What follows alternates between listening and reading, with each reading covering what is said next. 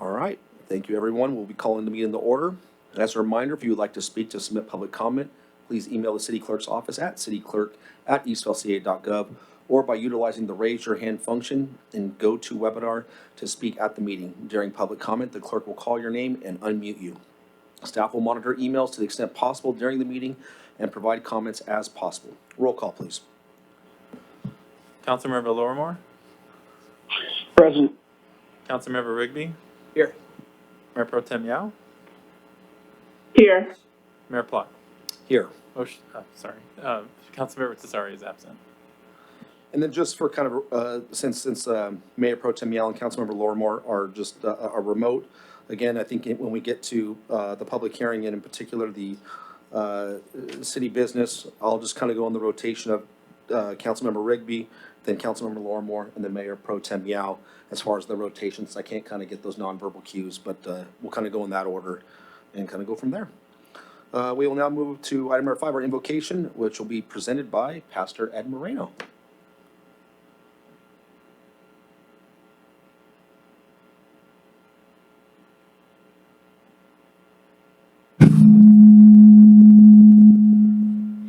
All right, you're there. Heavenly Father, I thank you that for such a time as this, you have raised up precisely the leaders that you knew we needed to guide us through these difficult and turbulent times. Father, I thank you for our mayor, our city council, our city manager, everyone who's sitting to my left, to all the employees of this city who have remained steadfast, who have continued to work hard and with excellence and with great professionalism through all of this, so that this great city, Father, that you called into existence continues to function well. Father, I pray your blessing on every one of them. I pray that you will continue to give them each strength and wisdom and health. I pray a protective hedge of protection around them and their families because we need them, because we care about them, and because you are our hope in all things, God. So let your presence be known in this room and in the airwaves and throughout this entire meeting. In his name I pray. Amen. Thank you, Pastor Moreno, for those words of wisdom and kind words. We'll now move to item number 6, our Pledge of Allegiance, which will be led tonight by Councilmember Lorimore. Well, thank you. I think that I heard that correctly. That part of it was breaking up, but if you would all please rise, put your right hand over your heart, and repeat after me. I pledge allegiance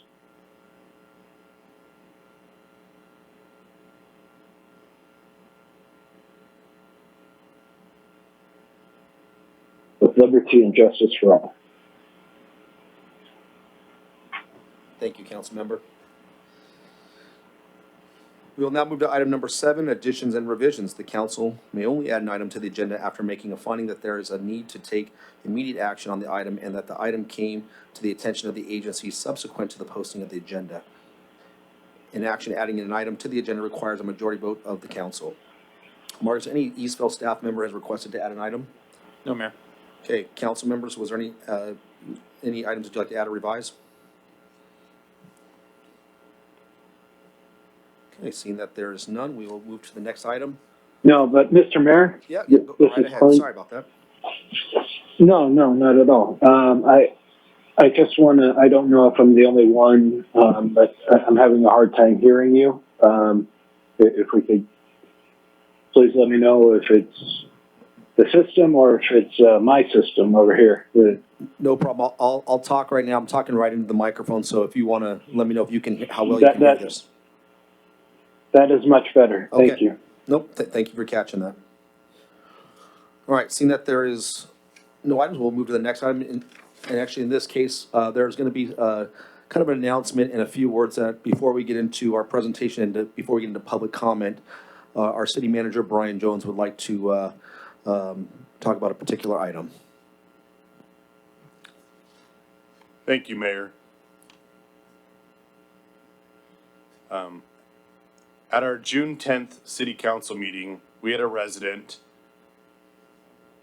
Rhonda Roberts, during public comment request a ban on the Confederate flag in the city of Eastvale. We thank Rhonda for her brave and bold comments and for her willingness to speak out for inclusionary change in our city. Later in the meeting, during council comments, staff were asked to look into this request. A specific time frame for returning was not identified. This evening, you will also hear several public comments that have been submitted since the last meeting requesting a similar action and asking why it is not on tonight's agenda. The reason that the item is not agendized on the city council meeting tonight is that we, at the staff level, did not have sufficient time between the last meeting and when staff reports were due for this meeting to process the item and adequately evaluate the legality of banning a particular flag. As you all know, we take the oath to uphold the Constitution of the United States, which includes freedom of speech for everyone, whether we agree or disagree on the issue. In our democracy and with our Constitution, we cannot legally ban an idea or symbol citywide because we do not agree with it. This information came after we were ready to post the agenda. However, in my role as city manager of the city of Eastvale, what we as a city can do is the following. I will make the commitment and guarantee that the Confederate flag will not be flown or hung by the city or any of its officials or staff at any city facility, any city property, or any city event. In fact, to my knowledge, the city has never done so, will never do so, and has no reason to do so. We will work to amend our internal policies to affirm that. We do have control of our city buildings and property, leased or owned, along with city events, and it is our goal and desire to always strive to be inclusive. I want to reiterate that only the flags that will be flown hung are, I want to reiterate that the only flags that will be flown hung are the two behind the city council dais, which are the United States flag and the state of California flag, for which we are incorporated as a city. We also reserve the right to fly our armed forces flags at events like Veterans Day Remembrance Ceremony.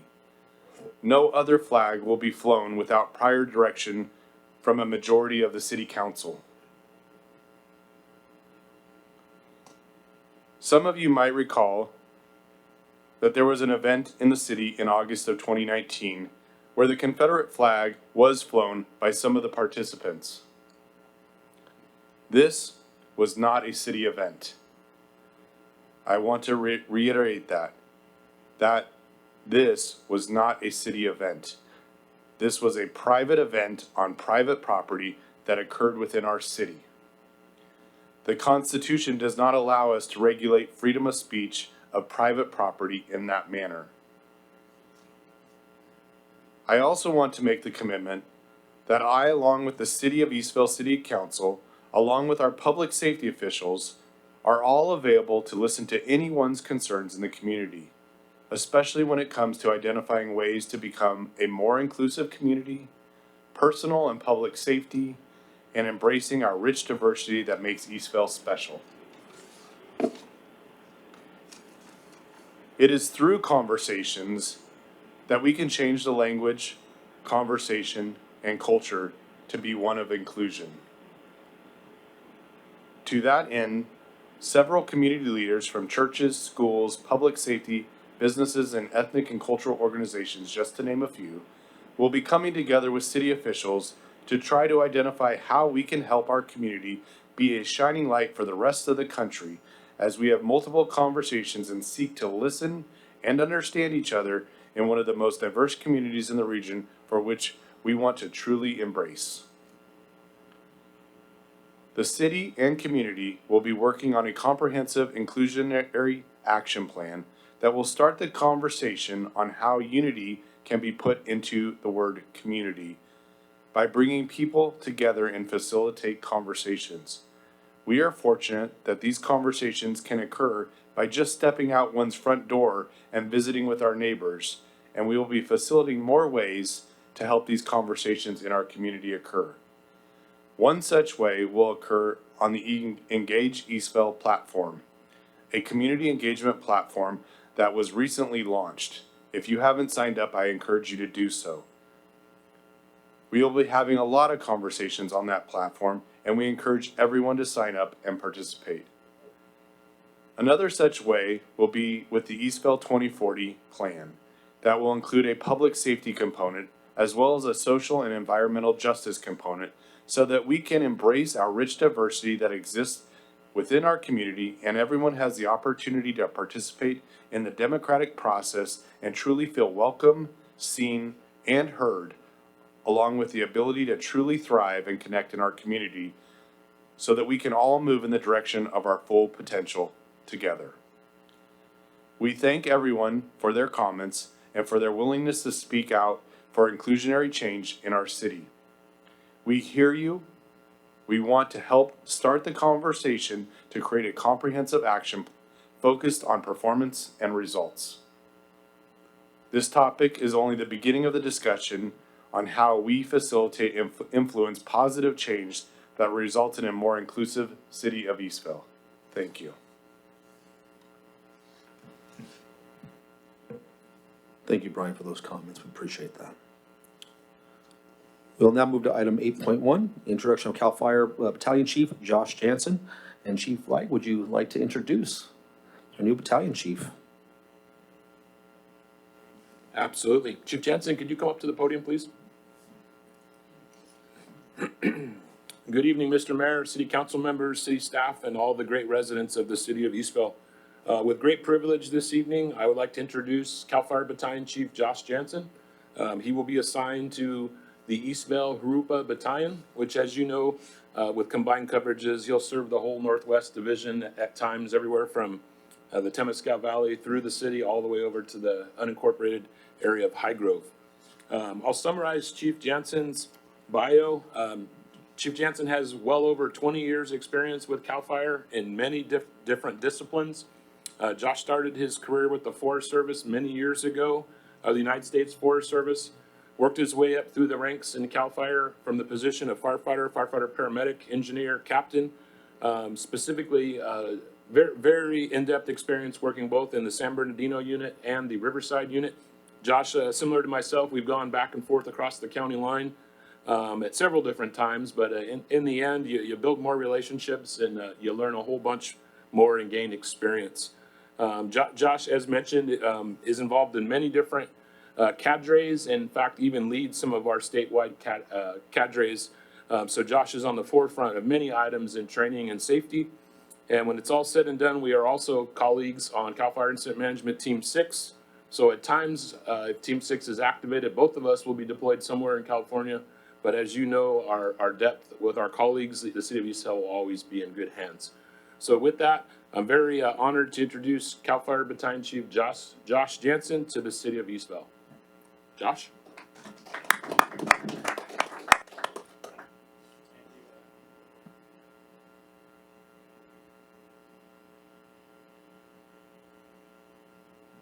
No, there we are. Mr. Mayor, Council, yeah, appreciate the welcoming. It's been a very warm welcome since probably a week before I even started. So very excited to be here, humbled and honored to serve in such a good city and battalion. So thank you very much and looking forward to working for a long time with you guys. Absolutely. We're glad to have you here. And as you'll know, you'll be welcome with open arms. And you know, here in our Eastvale community, we absolutely love our fire staff. So absolutely. Do we take a picture? Was it good? All right.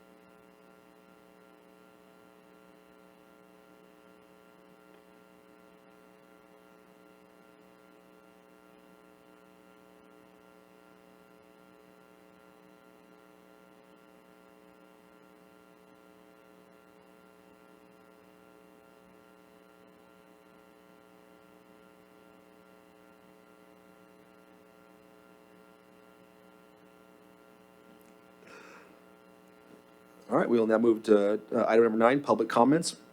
Any member of the public may address the council on items within the council's subject matter jurisdiction, but which are not listed on the agenda during public comments. However, no action may be taken on matters that are not part of the posted agenda. We request comments made on the agenda be made at the time the item is considered, and that comments be limited to 3 minutes per person. If you wish to submit a public comment, please email the city clerk's office at cityclerk@eastvaleca.gov. Staff will monitor emails to the best extent possible during the meeting, and comments will be made part of the record. Once public comment has been received via email, comments will then be read into the record with a maximum allowance of 3 minutes per individual comment. If a comment is received after the agenda item is heard but before the close of the meeting, the comment will be included as part of the record of the meeting but will not be read at the meeting. If you are joining using the GoToWebinar raise your hand platform, now the clerk will call you when it is your turn. You'll wait a few seconds. Marcus, anybody submitted public comment? Yes, Mayor, we have 8 written comments and 1 comment card from someone present in the audience.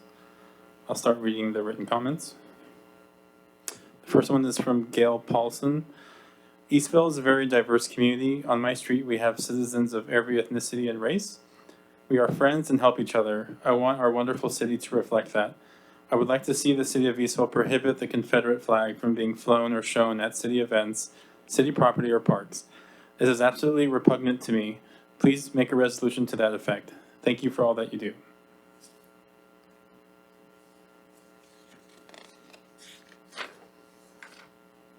The next speaker is Sally Cano. Hello, I want to request that our city do the right thing and pass the resolution to ban the use of the Confederate flag. The Confederate flag and the Nazi flag both represent hate. They are divisive and cause pain to many in our community. They also both lost the war. Our American flag is our flag. The flag unites us all. The reason I moved to Eastvale was to raise my children in a loving and multicultural community. I know we will do the right thing. I have faith in my city and in my community leaders.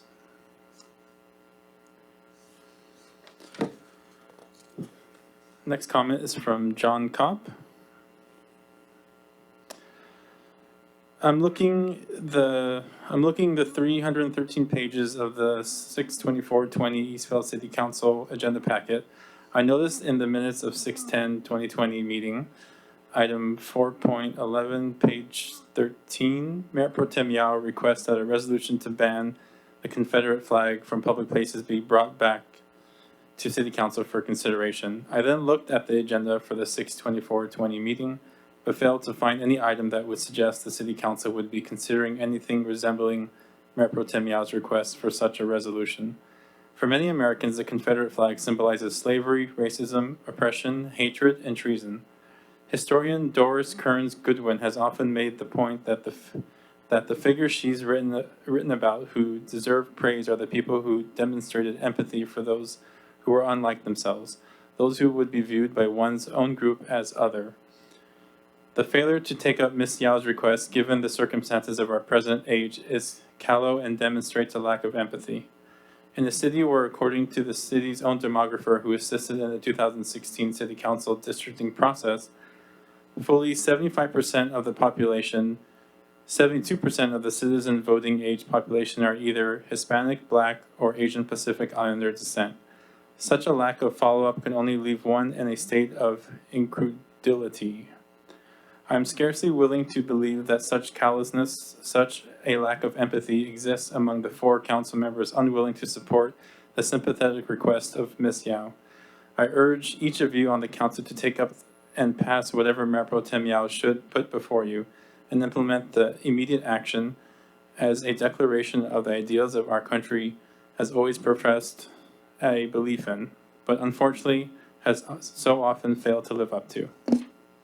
Thank you.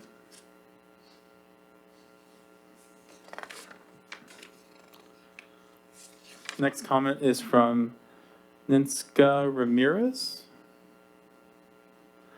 As a resident of Eastvale for 10 years, I can't believe I have to say this, but the Confederate flag has no place in public, private, professional, or entertainment property and settings. At last year's Tailgate Fest on Lima Night, the flag was on full display.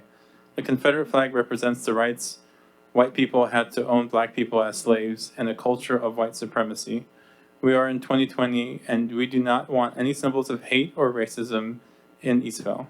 It is offensive to look at, and I urge the Eastville City Council to ban the use of the flag in our city and find those that choose to challenge the decency we hold ourselves to.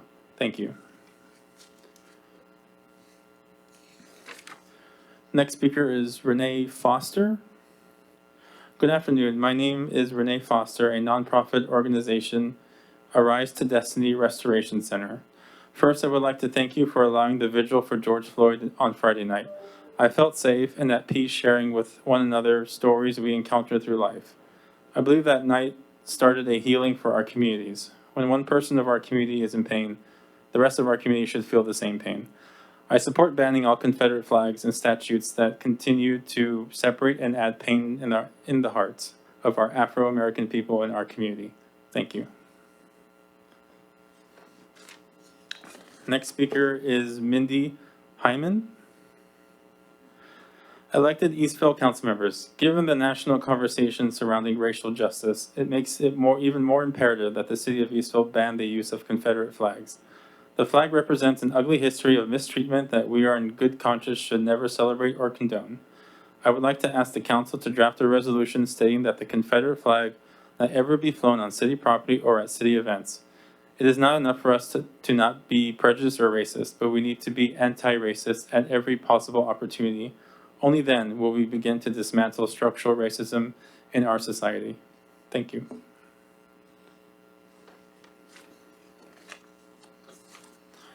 The next speaker is Keith White. Good evening, Mayor and City Council. As some of you know, I have wanted to go back to work this past Tuesday. I was doing my shopping at Vons. I got the call to start work this Thursday. I'm in a program called Exceed for You People. Don't know what it is for people with disabilities who want to work. They work with you and help you get back on the job market. Also, you know, I'm an active in RTA, but I will still be active. So I start my classes this Thursday and Friday. There will be 2 Riverside and 2 will be in Paris. I will still be active in our city. Thank you for your time and have a happy 4th of July and stay safe. My classes are from 8 a.m. to 3:30 p.m. And congratulations to Jocelyn on your newborn baby. Miss you all. Take care. P.S. Been waiting since March 15th. Sincerely yours, Keith White.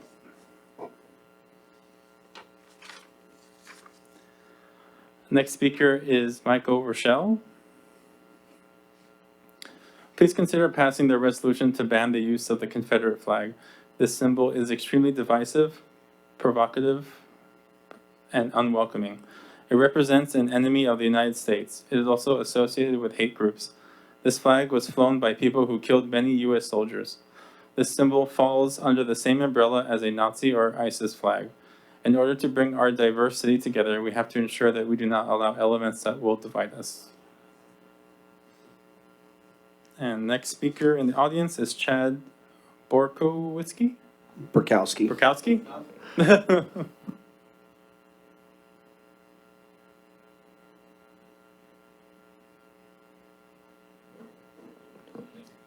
So I'm here on the advice of Mayor Plott. We grew up together.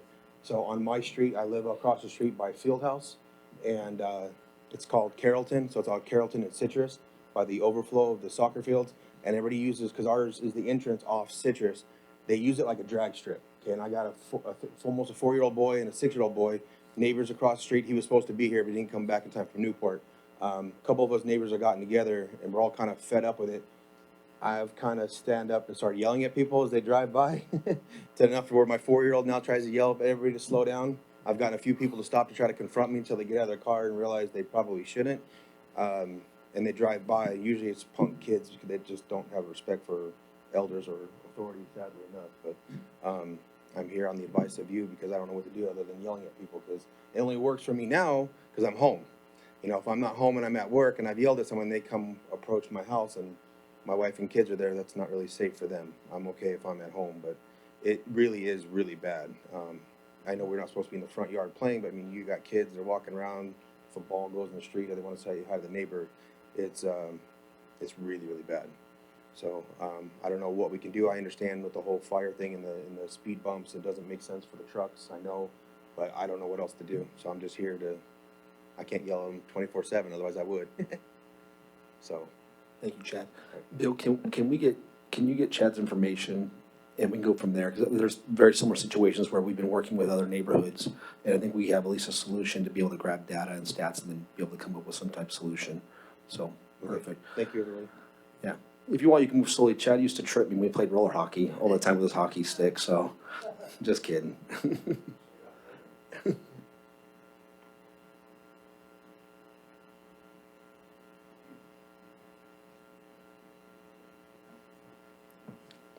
All right, we will now move to item number 10, consent calendar. All matters on the consent calendar are considered routine and are to be approved with one motion unless a council member, staff member, or a member of the public requests separate action on a specific item. Mark, is there anybody from our Eastville staff members, anybody of the public that has requested to pull an item? No, Mayor. All right, seeing that there is, or council members, is there any particular item that you would like to be pulled? Yes, Mr. Mayor, if I can go ahead and just pull 10.12. Okay, then I would like to solicit a motion for items 10.1 to 10.11 and 10.13. I'd so move the balance. Second. Councilmember Lorimore, Aye. Councilmember Rigby, Aye. Mayor Pro Tem Yao, Yes. Mayor Plot. Yes. Motion passes 4-0. All right. And then we will move to item 10.12. And Todd, if you want to kind of lead what maybe your question was, and then we have our staff here that could be able to help kind of direct us, put us in the right direction. Thank you, Mr. Mayor. And I know that many times that these types of contracts are put on the consent calendar and don't need presentations. But I just wanted to just make sure for the public's information and for us, just that with this being a larger contract of $3.5 million, just as a reminder that it was put out to bid properly and that GMC, the contractor that it's awarded, was one of the contractors that bid. As you look at the staff report, that it was the lowest qualified bidder.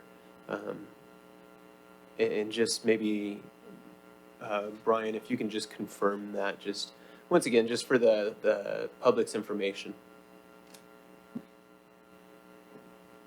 You are correct, Councilmember Rigby, that this contract was put out for bid.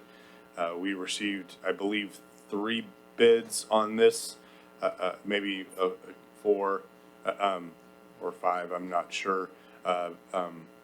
GMC Engineering is the one that's currently out there on Hamner Place paving Sliceman at the moment. And they bid on this project with their familiarity with the project, and there were 5 bidders on this, and so they were the lowest of the 5. The engineer's estimate for this project was about $4 million, and it came in at $3.4 million. So we received very competitive bids for this project, and so we're excited to move forward with getting this project and this destination retail in place so that our residents will have a premier location to enjoy in the near future. And so this is the second phase of the construction project out there, and this should be wrapped up most likely by the end of the calendar year substantially. Thank you, Brian. This is, like you said, this is very exciting. This is for Hamner Place there. And the other exciting part of this is the engineer's report was about $4 million, and we came in at under $3.5 million. So excited to get this going. And if none of my colleagues have any questions or comments, then I would move this for approval.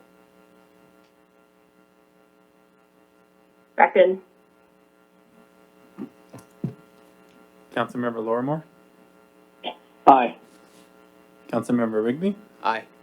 Mayor Pro Tem Yao, Yes. Mayor Plot. Yes. Motion passes 4-0. All right, we'll now move to item number 11, our public hearings. At this time, we will conduct one public hearing item.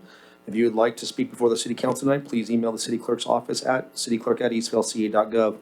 If If you are joining using the GoToWebinar, raise your hand during the public comment portion, and the clerk will call you when it is your turn. Following the staff report and opening of the public hearing, I will ask the city clerk to read any comments that have been submitted electronically and call on those who would like to speak. So we will begin with the public hearing, which is item 11.1, the Limonite Gap Closure Project, city project number 93206, a request for consideration of the project California Environmental Quality Act, draft initial study with mitigation negative declaration. And this was submitted by Jason. I think, Gina, I think you'll be the one presenting this tonight. Absolutely. Mayor and members of the council and members that are represented in the audience, both in the chambers tonight and online, this item, we will be requesting to continue it to the August 20, I believe it's the 26th city council meeting. The reason for that is we are in negotiations with our tribal organizations, and we would like to complete those consultation period in accordance with state law, and then revisit this item. So it would be prudent at this time to open the public hearing if there are any that have comments, and then continue it to dates specific, certain. Thank you.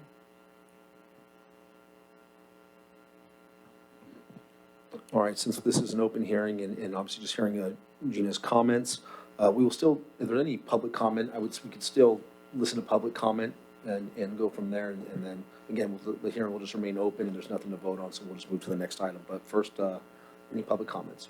No, Mayor. Okay. With that said, then we'll just move to item 12.1, or Eric, you want to give me direction on that? You still need a motion? Need to move to continue the item Okay. to August 26, 2020. All right, perfect. Then we will move to motion, or I'll need to ask for a motion to move the item to August 22nd. So moved. Second. Sorry, that was August 26th, not 22nd. I apologize.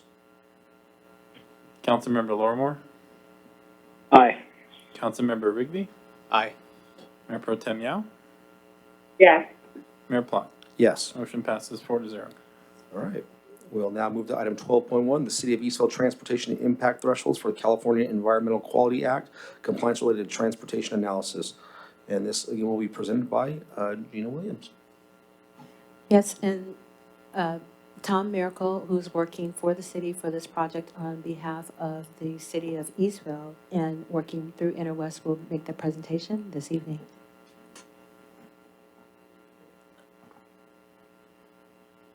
The council, I was here in February to introduce you to this item of Senate Bill 743 and a change in the impact criteria for transportation. Going to give a brief presentation. Won't be the dissertation I gave last week at Planning Commission.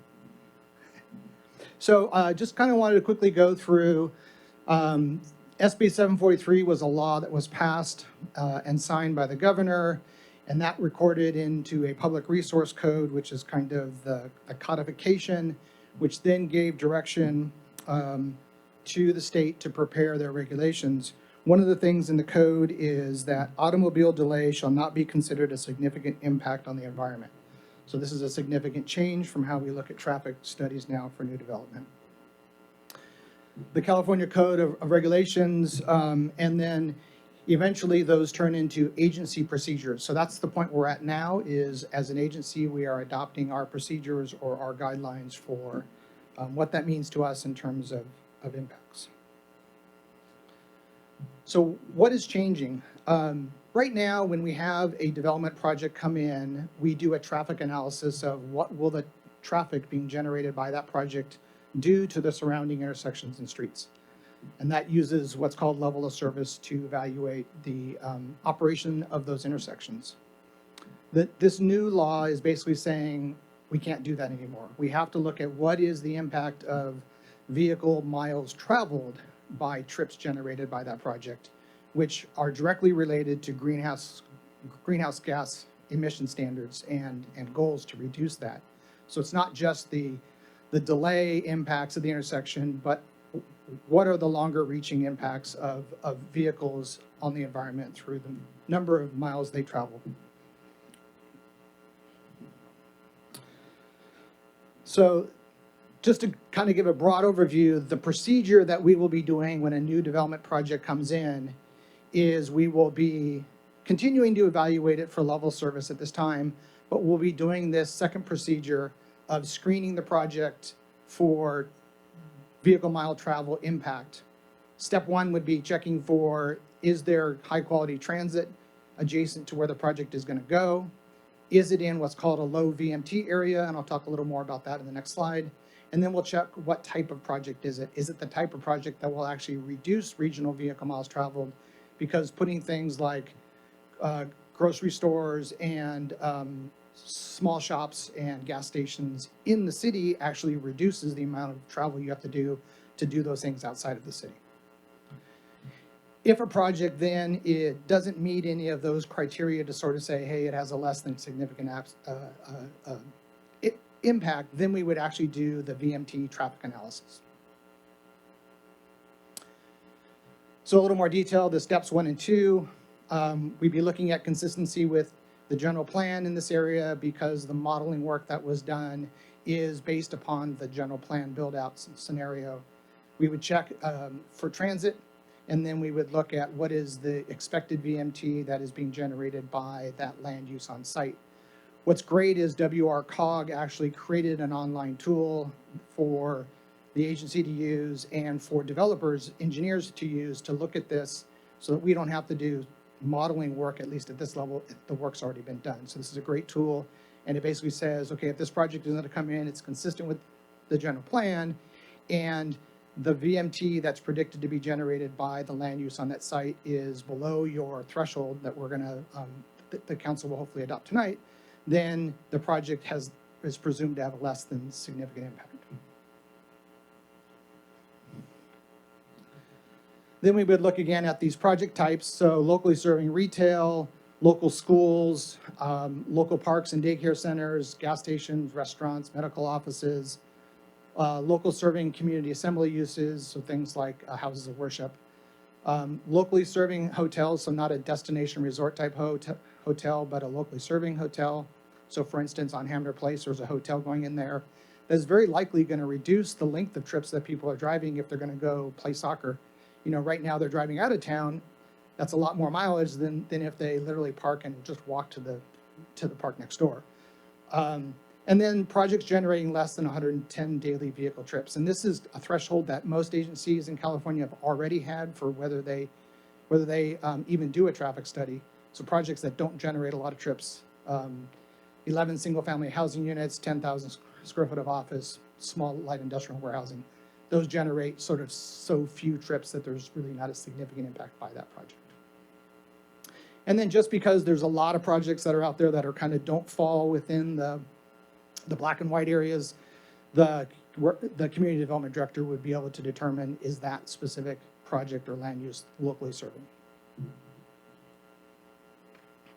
So if a project doesn't fall into those areas and we think it might have an impact, then in addition to the traffic analysis that they're already doing, they would have their traffic engineer do a VMT analysis, which would require them running the regional traffic model.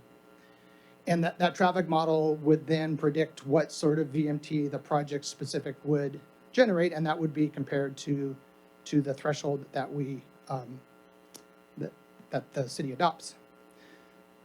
So what kind of threshold should be chosen? So we need to meet the legislative intent, and the legislative intent when the law was passed was to reduce greenhouse gas emissions. So they're basically saying it needs to be better than existing. We can't just keep doing what we've been doing. We need to do something that's better than existing. So better than existing can mean, you know, what ultimately the council decides is good for the city.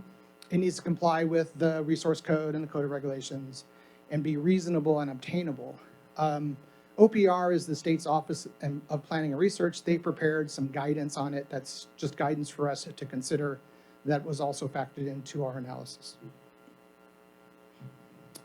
So we looked at 4 thresholds. Option 1 is to be consistent with the OPR recommendation of saying every project needs to have a reduction in VMT and 15% below what is the existing VMT being generated by that type of use.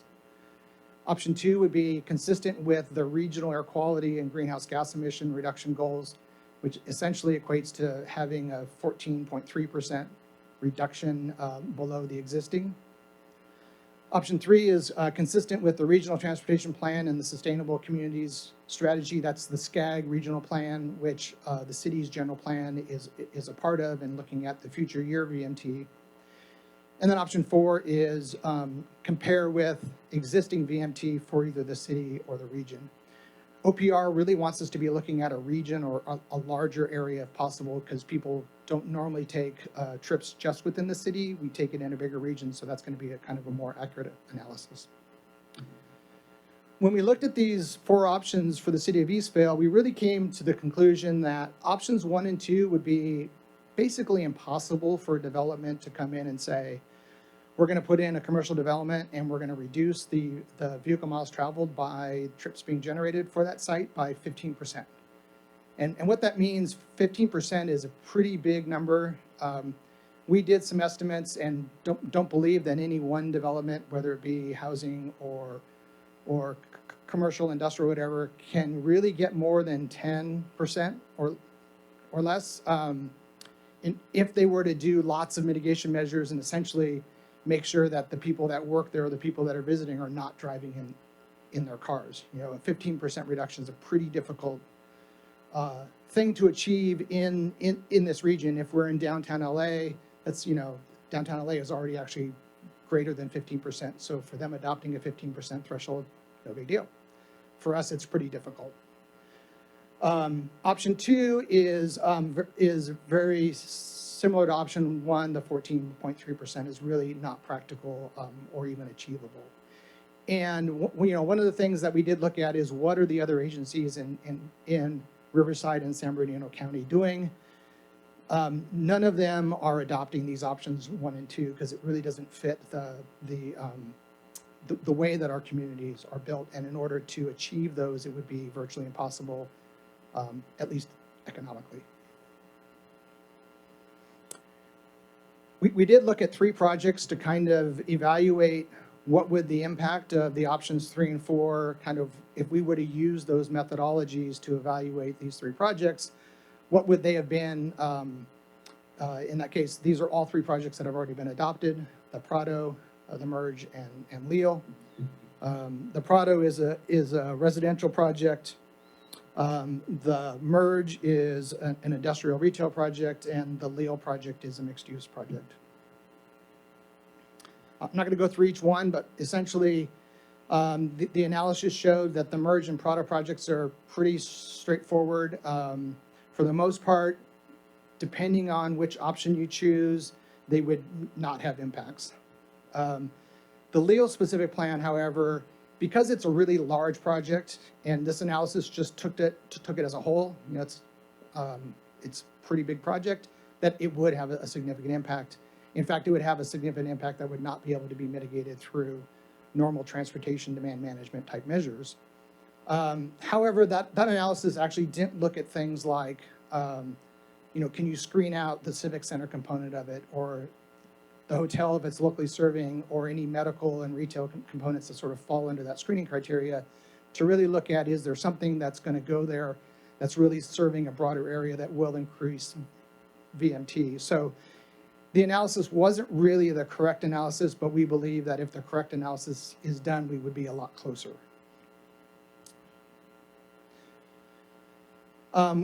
The outcomes of the analysis really led us to realize that we really need to compare to the county average as a region rather than looking at the city. We really want to look at, how are we doing across the county relative to other agencies on average.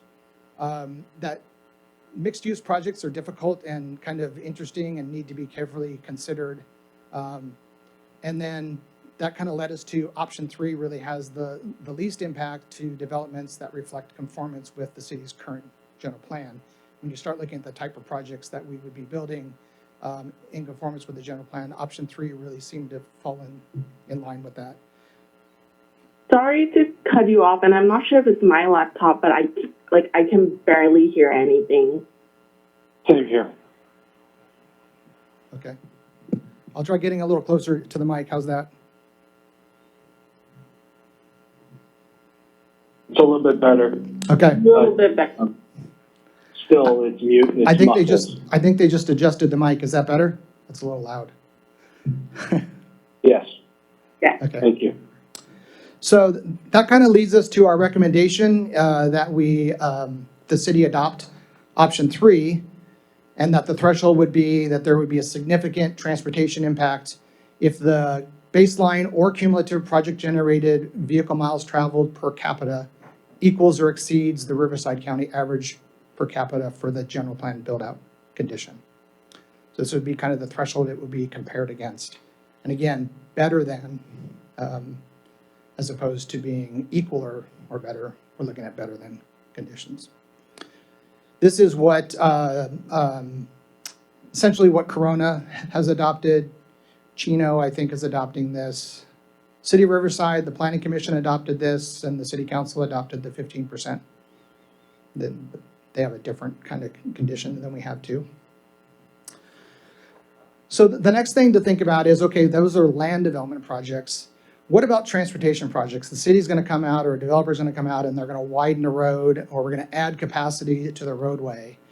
And what the guidance from the state is saying is that when you're adding throughput capacity to a roadway, whether it be on a freeway or an arterial, you're allowing people to drive more and further. And it actually, there's been lots of research done, it actually induces people to drive more because there's less traffic.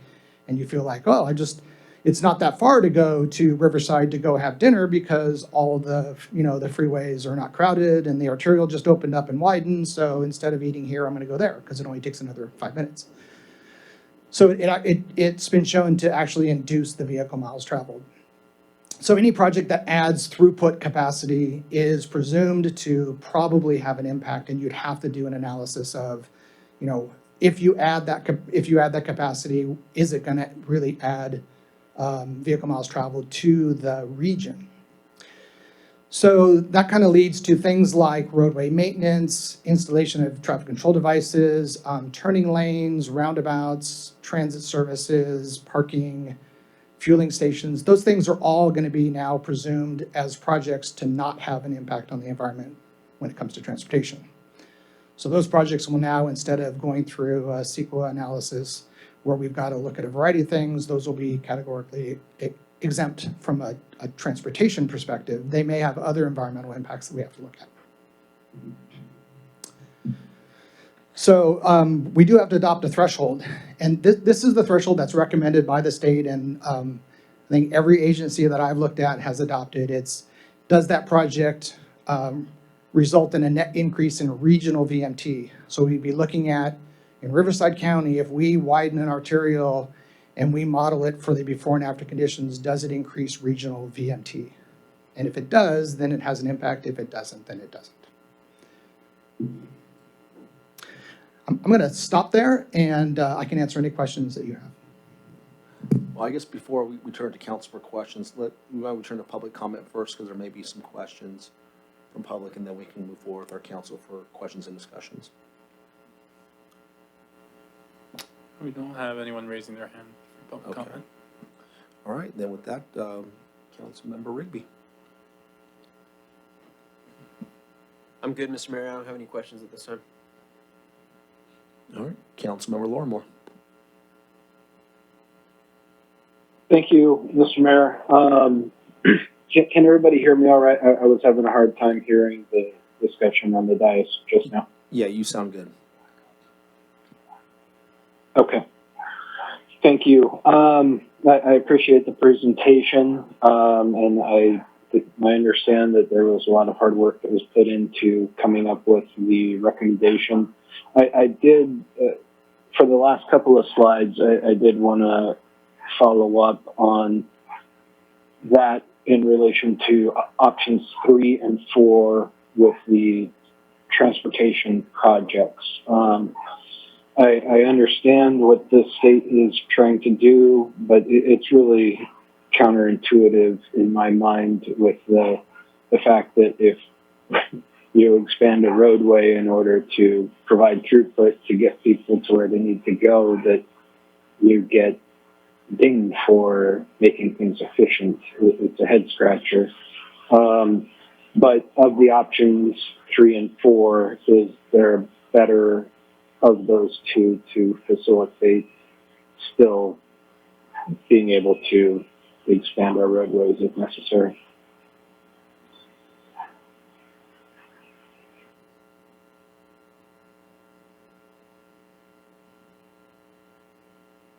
So, If anybody's responding, I can't hear. I'm gonna respond. So, Councilmember, for the transportation projects, it's really difficult to look at it any other way other than does it increase VMT? And quite honestly, the projects we've looked at, including the Limonite Extension project, if you're just putting in one little piece and not building a whole new roadway or adding significant capacity to the freeway, it's not likely to have a regional VMT impact. So, and I believe, in fact, the Limonite project, the Limonite gap closure project, the VMT analysis that was done for that project showed that it did not have a regional VMT impact. So it's not going to completely stop us from being able to do, the right things and the right connections. In that case, it's very likely that people that are going to use that connection are already using other connections. In fact, it might actually, in some cases, reduce people's vehicle mile travel because they don't have to go around and up to other roads if that's the most direct way of getting from where they live in Chino to the freeway. So it's a kind of much more complicated than we add capacity, it's an impact. When you look at regional VMT, just adding capacity doesn't necessarily have an impact. Okay, excellent. Thank you for that response. I did have a question, and I don't know if there is a ready answer to this, and this has to go maybe a little bit outside of the discussion that has taken place today. The TAS maps, the transportation, TAS maps, the area zones. Within that, if the TAS maps as put together, as was mentioned about the RTP SCS from SCAG, if the TAS maps do not necessarily conform with the general plan as the city of Eastville currently has or will have in the future, will that create problems for this proposed option 3? And please let me know if that requires clarification, that question. Thank you, Councilmember. No, I understand what you're talking about. So the TAS maps are the traffic analysis zones. So they're basically areas that are drawn out on the map that says, okay, we're going to assume that this area is going to generate traffic, and you use the land uses within that area to then be your origin point for traffic within the model. You do have to be a bit careful for how you draw them because you want to have your traffic analysis zones be somewhat similar type of development so that the trip distribution is accurate. The good thing about the SCAG regional model is it's a socioeconomic model, so it uses much more, a wider variety of factors and is more accurate than just using a straight land use-based model where you're drawing all trips are going to go of this type are going to go from here to here. It tends to distribute it across the network pretty well. And one of the advantages of using the SCAG model is it does recognize those long trips from, say, Riverside County into LA and vice versa. And it actually recognizes those people that get on the train and take Metrolink. It has numbers based on that. So the traffic analysis zone, we're actually have been looking at those now in terms of the update to the SCAG regional model and making sure that they make sense for us. Okay, that is appreciated. Thank you for looking into that. That I was pointed out to me the other day, some slight differences from what I think we understood them to be with the changes that were made. So thank you for looking into that. I do want to reiterate that I appreciate the hard work that has gone into putting this together and the different options presented and looking at specific projects. I think that's wonderful. It really facilitates being able to visualize what we're talking about here for something that is relatively esoteric. And so thank you for that. And in particular, looking at and presenting an option that provides the most amount of latitude to continue to facilitate development. It's very important. Maybe some older cities, it's a different thing, but being a young city, to have that leeway is vital in order to get to where we need to be. So thank you. Okay, thank you, Councilmember Lormore, for the comments and for your insight as well on this project. Before we move to Mayor Pro Tem Yao, I think we have a public comment that has come in. So Mark, would you mind reading that in? Comment is from Keith White. As you were aware of this, we would have had a new Route 4 to serve the other side of Eastville, but then RTA had to cut their budget. So now that is on hold until further notice. The Northwest T Now group had worked on it, and then COVID-19 happened. I just wanted to add this. I'm for public transit.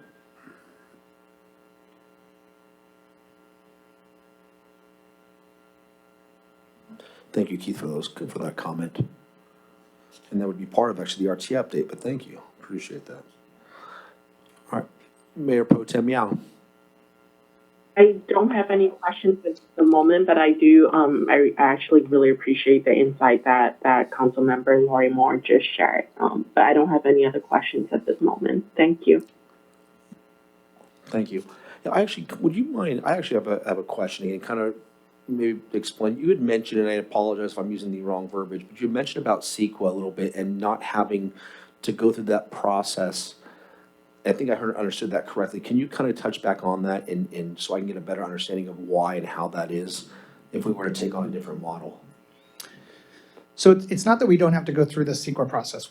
Every project has to go through that. It's just that if a project falls under those screening criteria and doesn't have any non-transportation impacts, then it would be considered exempt because it would be presumed to have a less than significant impact. So that it shortens the CEQA process to essentially a couple of pieces of paper instead of a binder. So the process that we would be utilizing would then be the VMT, am I understanding correctly? Correct. So the way we would be looking at it from a CEQA perspective is looking at these thresholds and comparing the vehicle miles traveled generated by the project to these thresholds. So we'd be only looking at VMT. We would still be looking at level service like we do now. It's required in our general plan, but that would be a discretionary approval process. So the developers would still be doing traffic studies and things to look at operational issues in the city and fix those if their project is going to generate an intersection operational. So adding turn lanes and doing those things that we ask developers to do to make things operate a little better. But if they are not like adding capacity to the roadway where we've got to look at the larger VMT impact of that mitigation measure, then those can all be done. I think you just answered my next question. Is then the way I'm understanding it is whether it be level of service model or vehicle miles traveled model, our staff can utilize to their discretion whatever model would fit. I guess a particular, again, I'm just trying to get that understanding that are we allowed to kind of pick and choose that? I guess if they can help me kind of educate me on that side of it. Sure, Mayor. As far as CEQA goes, we have to use VMT. So every project will have some sort of VMT analysis, whether that's the screening criteria checklist or whether it's actually a full traffic VMT model. Our general plan still requires us as staff to do the level service analysis if it falls above our current requirements. So if a project generates less than 100 trips, we don't ask the developer to do a traffic study, but if it's more than that, we say do a traffic study and we'll see if you have a traffic impact from an operational perspective. So we'll still be doing what we do now. It's just that things are kind of shifting. There's two paths. There's the CEQA path, which is the legally required path that says VMT is your analysis tool and your threshold. And then there's the level of service path, which is a discretionary approval. Council and Planning Commission can totally ignore the results of that and the recommendations from that because that is a discretionary approval process by the city and it's not required anymore by SEPA law. And then I have one question for staff, and just kind of in regards to Hamner Place. How is Hamner Place kind of impacted? I mean, you have a hotel, but again, as you mentioned, the hotel actually helps benefit that lesser of the vehicles mile traveled. Hamner Place is already approved. No, I know, I guess just for an example of it, like, was that beneficial, and was that helping our cause, I guess, and just for educational reasons? I understand it was already approved, but, Right, well, it actually went, the approval was done with an EIR, and it was done under the old standards, so it's covered, if you will. And all subsequent development at Hamner Place will tier off of that EIR that's already been done. So let me answer that It's already question, been covered. because I think I know what you're, But- the type of development that Hamner Place is, in my opinion, does reduce regional VMT. The issue that the city council and city staff have been trying to address of getting like more restaurants in town because people are driving to, Chino Hills or Rancho Cucamonga. But people that don't make that trip and they're making a trip here that you're trying to help happen, that's a huge reduction in VMT. So that's why locally serving retail and restaurants and, going to the medical offices, that, it's less long trips that you as a resident have to make. We're doing our part to make it better, and it's reducing greenhouse gas emissions. that's exactly what I was getting at, was it actually was been beneficial to our cause to do something like that. That's correct. Makes total sense. I'm just, these questions are more for my own understanding that I can grasp, and I was just trying to use those examples to help me understand the concept of it, but I think I'm grasping that now. So thank you for, sorry about that. Thank you for explaining that. Mayor, if I might just say, as we move forward in this and we update our general plan, there's gonna be a question of, should we continue to do level of service? Because that will add additional costs on doing business in the city of Eastville that aren't required by state law anymore. And so right now, because our general plan requires level of service, we're forcing developments to spend more and do redundancy of efforts. And so as we move forward, if the project complies or fits within our city, and we can actually do a lot of this with a master EIR that would overlook our whole city in the future with VMT, and if it complies with the VMT, we could potentially reduce the environmental analysis because we do it with our general plan, and there's some ways to do that, and so we're gonna be exploring that with our general plan, so that, because in reality, CEQA has not proven to reduce or make any development projects any better. It just discloses the environmental impacts, and so it costs a lot of money to do business and do developments in the state of California because of CEQA. But it also results in some good benefits if done right, but it is also used negatively by people to sue projects and often unions, which we've already experienced in our community. Thank you, Brian, for that explanation. That's exactly where I was kind of getting at, and I appreciate learning a lot also during this process, so I got a much better grasp on it than I did just at the very beginning. So thank you to everyone that's made comment on that. Councilmember Rigby. Thank you, Mr. Mayor. Regarding that VMT and regarding the regional aspect of the VMT, if it shows that it's not a impact on the region, is that going to backfire on us though when we go to ask for funding for regional projects? Does that make sense? It does make sense. So it depends what the funding is for. So for instance, right now we have a TUMF, which is a regional traffic mitigation program that's built on operations and level of service. That doesn't go away just because VMT is the new tool. In fact, that may expand so that it can include projects that reduce VMT, so that a developer can, instead of having to try and reduce VMT from just his project, can just pay into a regional fund to help reduce regional VMT. That's something that WRCOG is working on now. That'll be really helpful. But funding it from the state doesn't come, in fact, more and more, it's not coming to relieve congestion problems. The era of state and federal funding coming to relieve congestion problems has been reducing and reducing over time. We're really looking at safety as the biggest issue where money is going. Is it safe for people to drive their cars and not get killed or injured? Is it safe for people to ride their bikes, to walk, to go on a scooter, or, ride in a bus? Are those things safe in our transportation system? Those are the projects that are getting funded, is ones where you could show that whether you're widening, narrowing, putting in roundabouts, putting in signals, if that's producing a safety effect, those are the projects that are getting funded. And then an additional question on the options. On option 1 and 2, I know that that's more related to the greenhouse gases. Is that going to ding us from the state's perspective if we are not adopting those portions of it?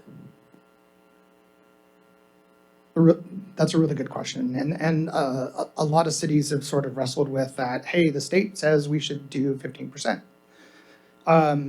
The law doesn't say 15%. The state's Office of Planning and Research says, well, as a state, if we really want to reduce greenhouse gas emissions, then we should be driving 15% less. So let's set that as the threshold. And there's obviously a lot more analysis into that answer, but the law says we just have to do better than we are doing now. So one of the problems with that 15% is, and this was done partly on purpose, is it works really well for urban areas, for infill development to happen, for public transit services to increase. And in fact, the original version of the law that was passed was only for transit-oriented infill development in cities, in urban, very urban cities. And over the process of being approved and being codified and come now into this guidance, it's expanded to everything. So the original intent of the law was only for those urbanized areas, and it's sort of grown, and now we all have to comply with it. The problem in communities like Eastvale is we don't have the built environment to put people on buses economically. If we ran buses every 15 minutes, which is the minimum you have to do to have quote unquote quality transit service to meet that screening criteria, the city would be spending millions of dollars to run buses that, at least for a while, maybe a long while, would be mostly empty. And nobody wants to do that. That's, in some cases, a waste of public funds. We want to provide service for the people who need it and the people who want to use it. We want to encourage that, and we want to make a built environment where more people can use things like public transit.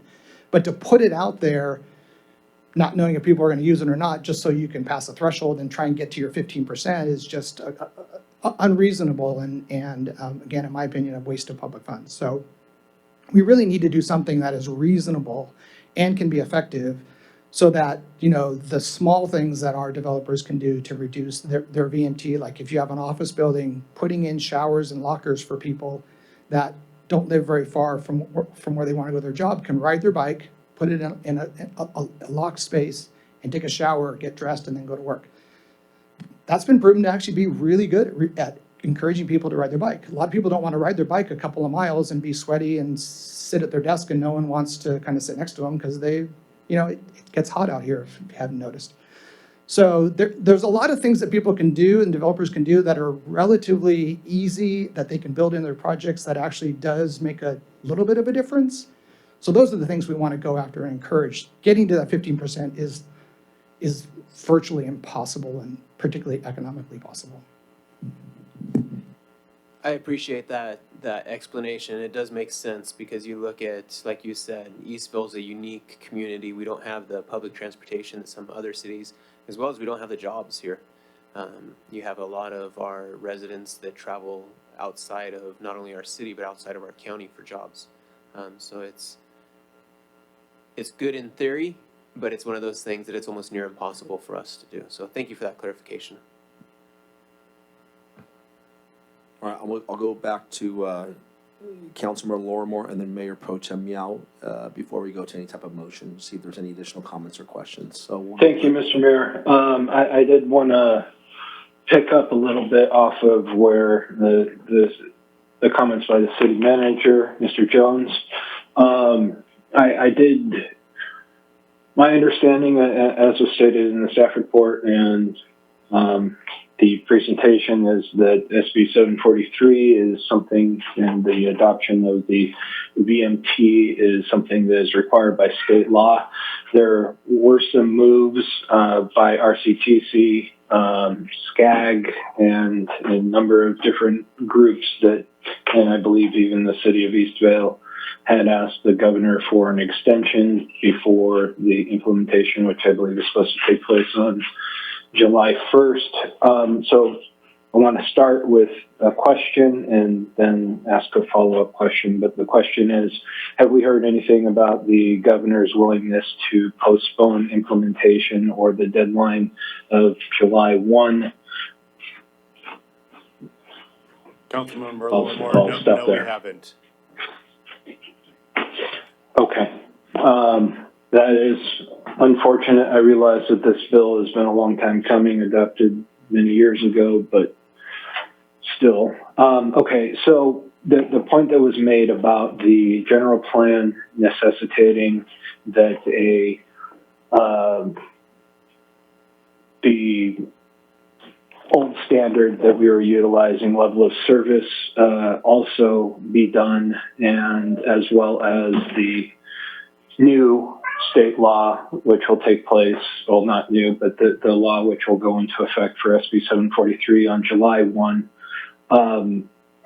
The question then is, once we've adopted this, and this is the new standard going forward, assuming that the governor doesn't postpone it, how do we make it so that prior to us moving to getting the new general plan updated, how do we make it so that the development community doesn't have to do two sets of work to justify their project? Hey, you got to feed your cat, dude. That's exactly what is going on. But he's been fed many times. He just, once he sees me, he thinks it's time again. So.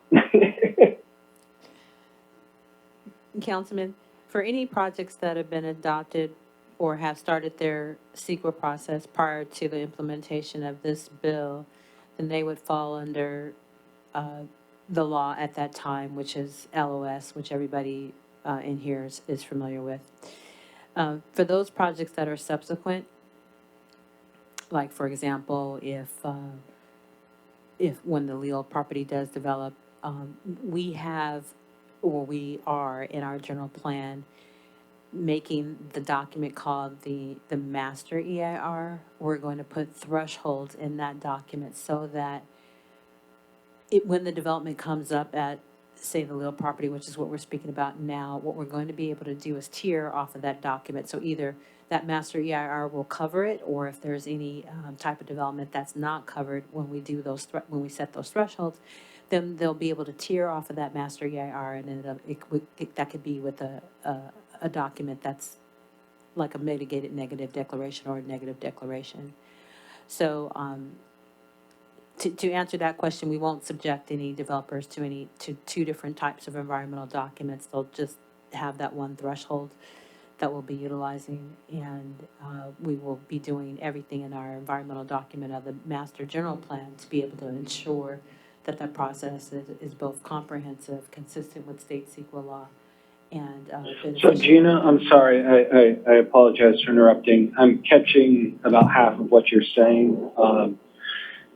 So I think that I have understood, but my question is, in the interim, prior to us adopting the new general plan, and let's say that a new project does come forward after the implementation of the July 1st deadline, are those projects going to be required to do both, or are we going to be able to make an exception to allow them to only do one?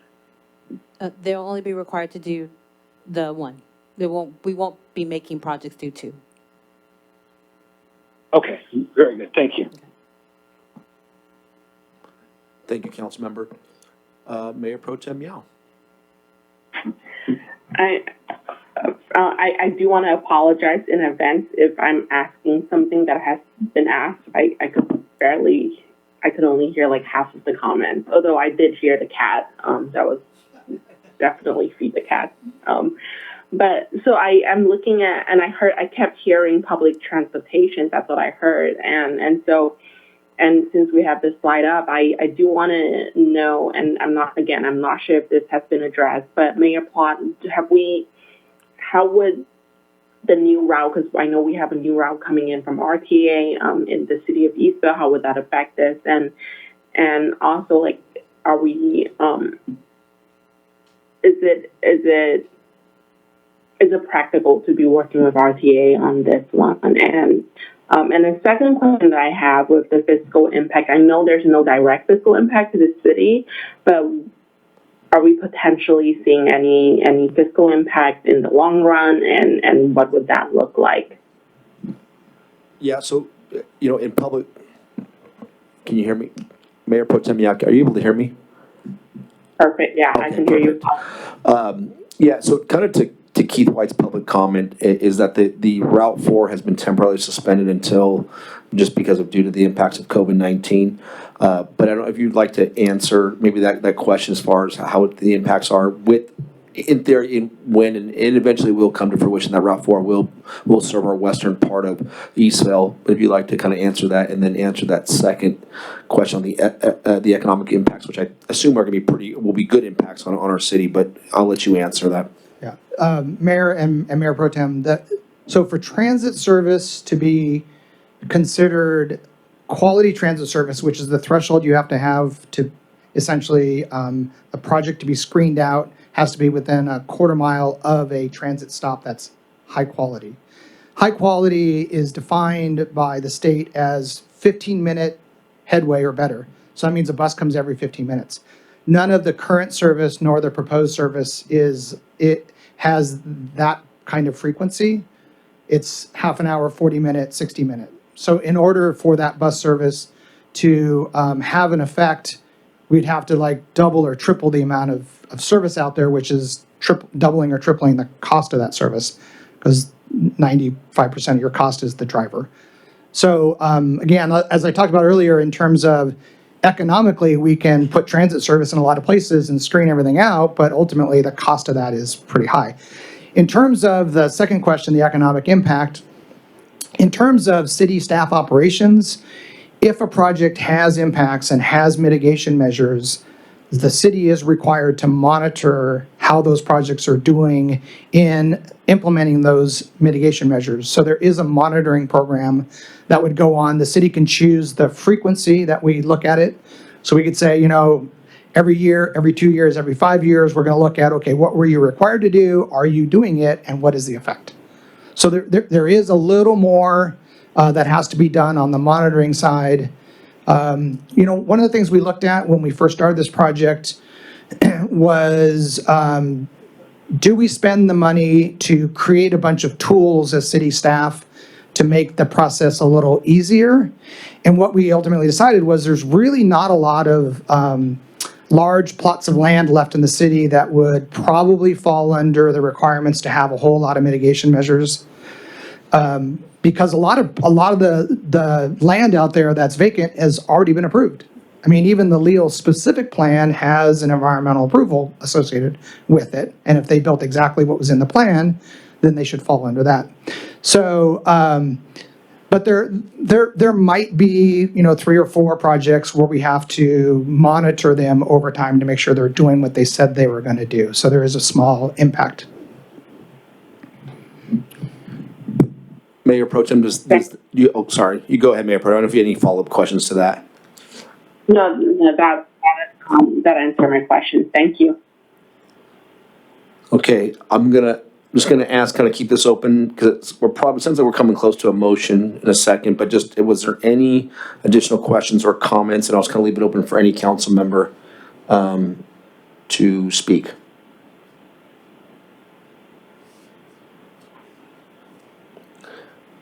Okay, seeing that there's none, I'll request to have a motion and a second on the proposed plan, let me just read just to make sure. On the staff's recommended plan to adopt the resolution to establish the City of Eastville transportation impact thresholds for California Environment Quality Act compliance related to transportation analysis, which is option 3.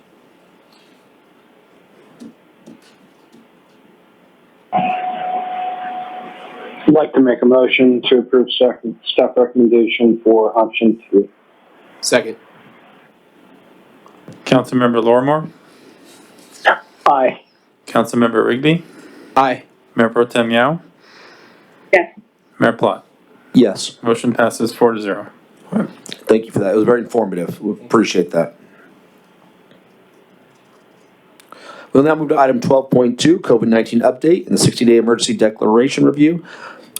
And this will be presented by our city manager, Brian Jones.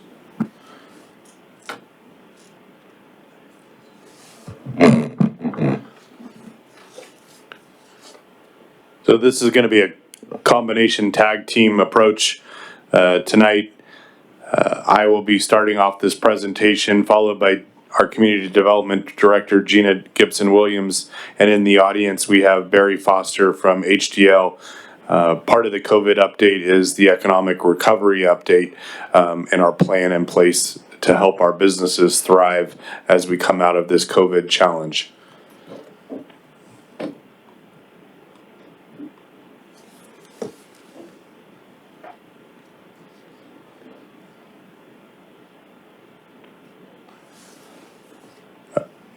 When you look at the timeline, we amend the timeline to fit in a few things.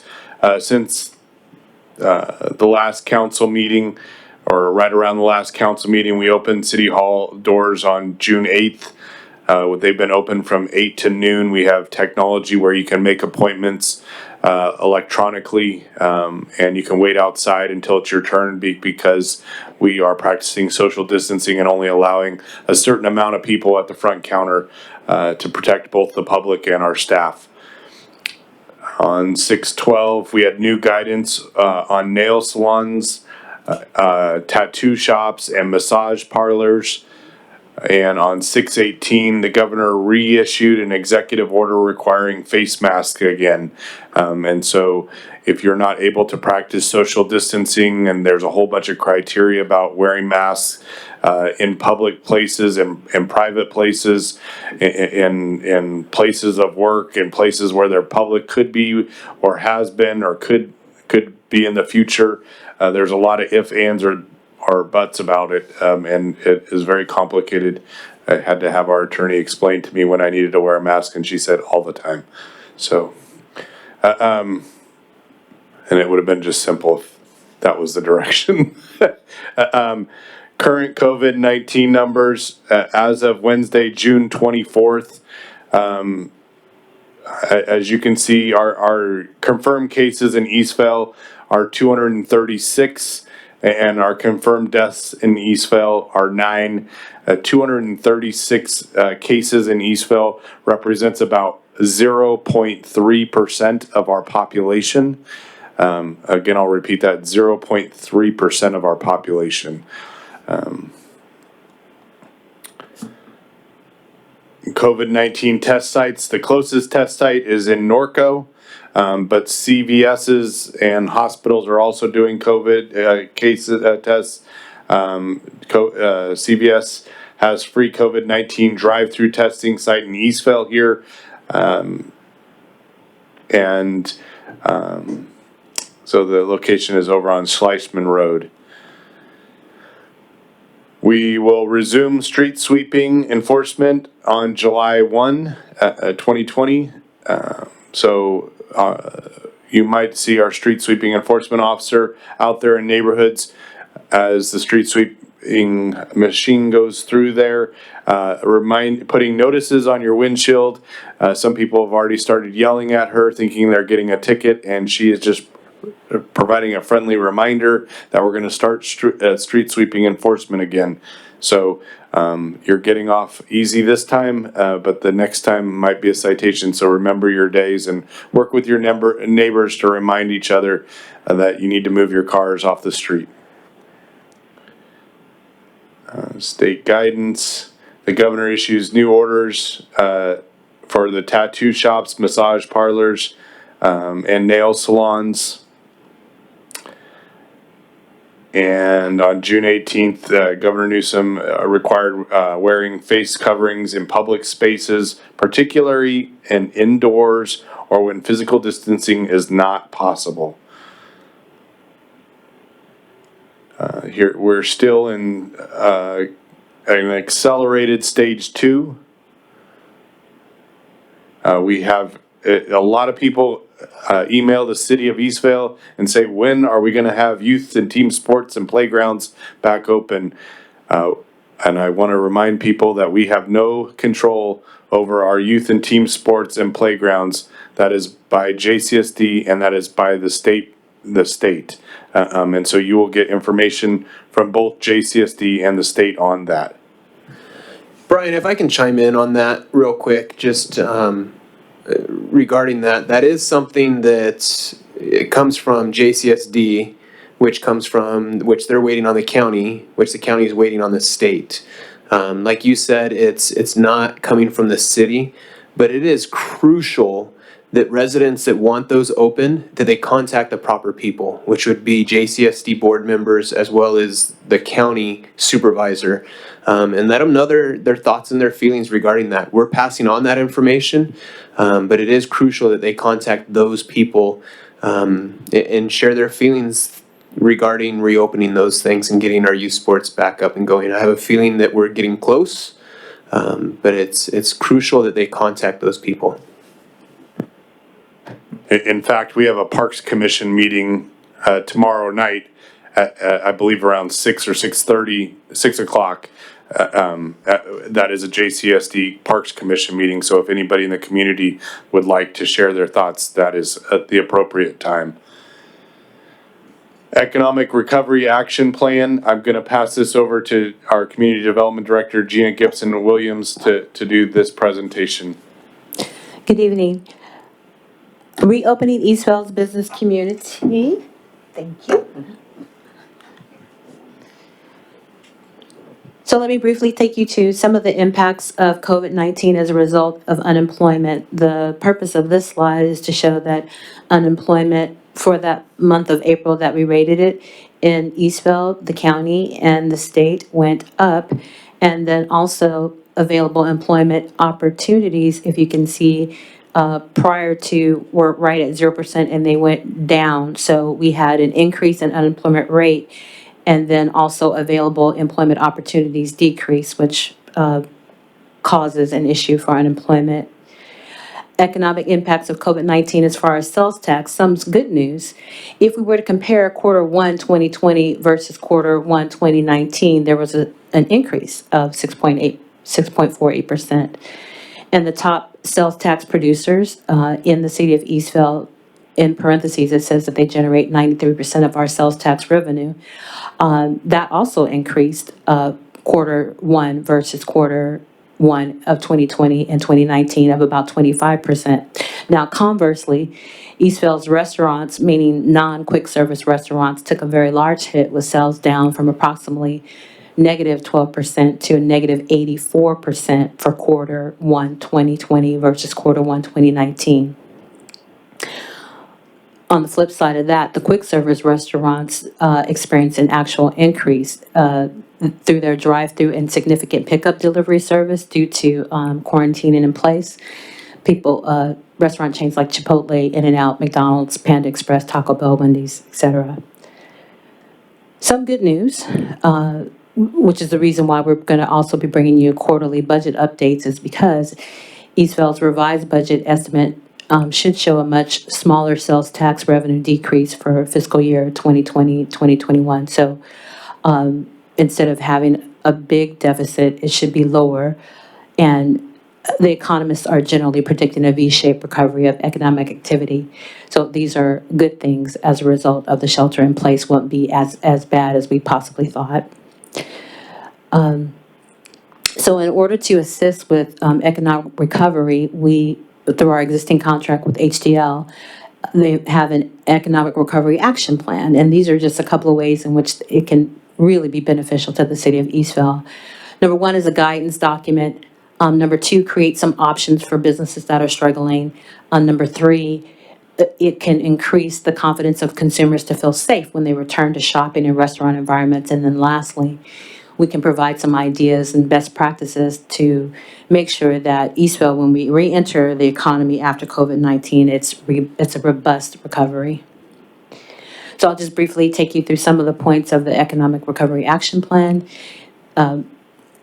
Point number one was to form an economic recovery team. Well, the city, under the leadership of Brian and our council, have already done that. We have a COVID-19 ad hoc committee. So that was done in May of this year. And so we would be able to move on to the second point, which would be creating a task force of local businesses. And that would be able to not just come up with what we want to do from the city's perspective, but inviting the voice of those who were impacted, so that we can have a comprehensive response. Number three was undertaking a comprehensive assessment of each business sector's condition in Eastville. We would take a look at the different sectors and compile that list of the manner in which they were individually affected by COVID-19. Obviously, a retail store would have had a different impact than restaurants, which would be a different impact than a grocery store. Number four, understanding the need for implementing new safety measures. So even we're in the second stage of recovery, proper social distancing and healthcare is still something that needs to be practiced in order for businesses to reopen. And we need to work with our restaurants in order to implement that. The city of Eastville independently has also included an outdoor dining opportunity where you could utilize your exterior parking areas. And that would be with a discretionary permit from the city. That would be easy to obtain. And then also if you don't own the property, you would need their permission as well. Fifth, working with shopping center owners to reopen businesses. So for example, this facility is in the Eastville Gateway. We would want to form a working group of property managers so that we get their perspective on what it's going to take to reopen. So working in partnership with the city and the businesses and those who own the properties and manage them.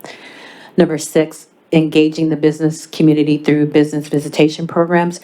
So not only doing something via Zoom or via conference calls where we include them, but also taking site visits out to the site to make sure that the ideas that we're coming up with are applicable to those businesses and bringing the information to them, not necessarily expecting them to come here to City Hall. Number seven, utilizing social media platforms for public outreach. This would accomplish two things. It's going to effectively promote reopening the businesses and also solicit feedback from residents and consumers. That way we can find out what their concerns are. So in number seven, we're introducing yet another partner, which is our residents and those who patronize our businesses. And then lastly, it's something that the Economic Recovery Action Plan suggests. We could also consider creating a small business relief loan and or grant program to help small businesses reopen and recover from COVID-19. Lastly, there's two more measures. Working with developers and owners of commercial property to explore mixed use opportunities. I think what we spoke about earlier with VMT and the Hamner Place question that came up, definitely mixed use opportunities are where we're headed for Eastville's future in terms of zoning and also in terms of our general plan. And then integrating those things in terms of multi-use, residential, medical, healthcare, et cetera. When you integrate them, it's beneficial for our consumers and for existing retailers and restaurants. And then also something that's more of a mid to a long-term strategy that this economic recovery plan suggests is transitioning our shopping areas into a longer window, 15 to 18 hours of vibrant and active community involvement, shopping, lifestyle. And one such place that comes to mind that would do that would be Hamner Place with the hotel and the dining opportunities that are not just quick serve, they also offer a lounge, et cetera, and the 4-story hotel. And number 10, continuing to closely monitor the recovery of local businesses. And so when we look at economic recovery, we don't want to just take a look at the snapshot in time. We want to continue to take a look at long-term effects for 1 month, 6 months, and even a year out to ensure that we've addressed all of the impacts. So we would like to also thank Mr. Barry Foster, who Mr. Jones mentioned is in the audience this evening. We have a partnership with HDL and Economic Solutions, and if there are any other questions about the Economic Recovery Action Plan, staff can answer them, and/or Mr. Foster. Thank you, Brian. Thank you. Oh, Gina, were you done? Or- Oh, yeah. Mhm. Okay. I Turn just it wanna- back over to there was Mr. a pause Jones. there. Well, thank you, Brian. Thank you, Gina. Also, thank you, Mr. Foster, for being here. You know, if there's any questions. To you. With that, I first would like to turn to public comment, if there is any public comment. Just double check. No, Mayor. All right, then we will turn to our council for discussion and for any questions, and we'll start with Councilmember Rigby. Thank you, Mr. Mayor. Thank you, Brian and Gina, for that presentation, and thank you, Barry, for putting together this stuff and being here this evening. We didn't recognize you first with the facial hair, so we were like, that guy looks familiar. Who is he? So, well, thank you for being here. Reviewing this information, this is very good information. Both the action plan and the I forget what it's called, the longer document, the guidance toolkit, the toolkit and the action plan.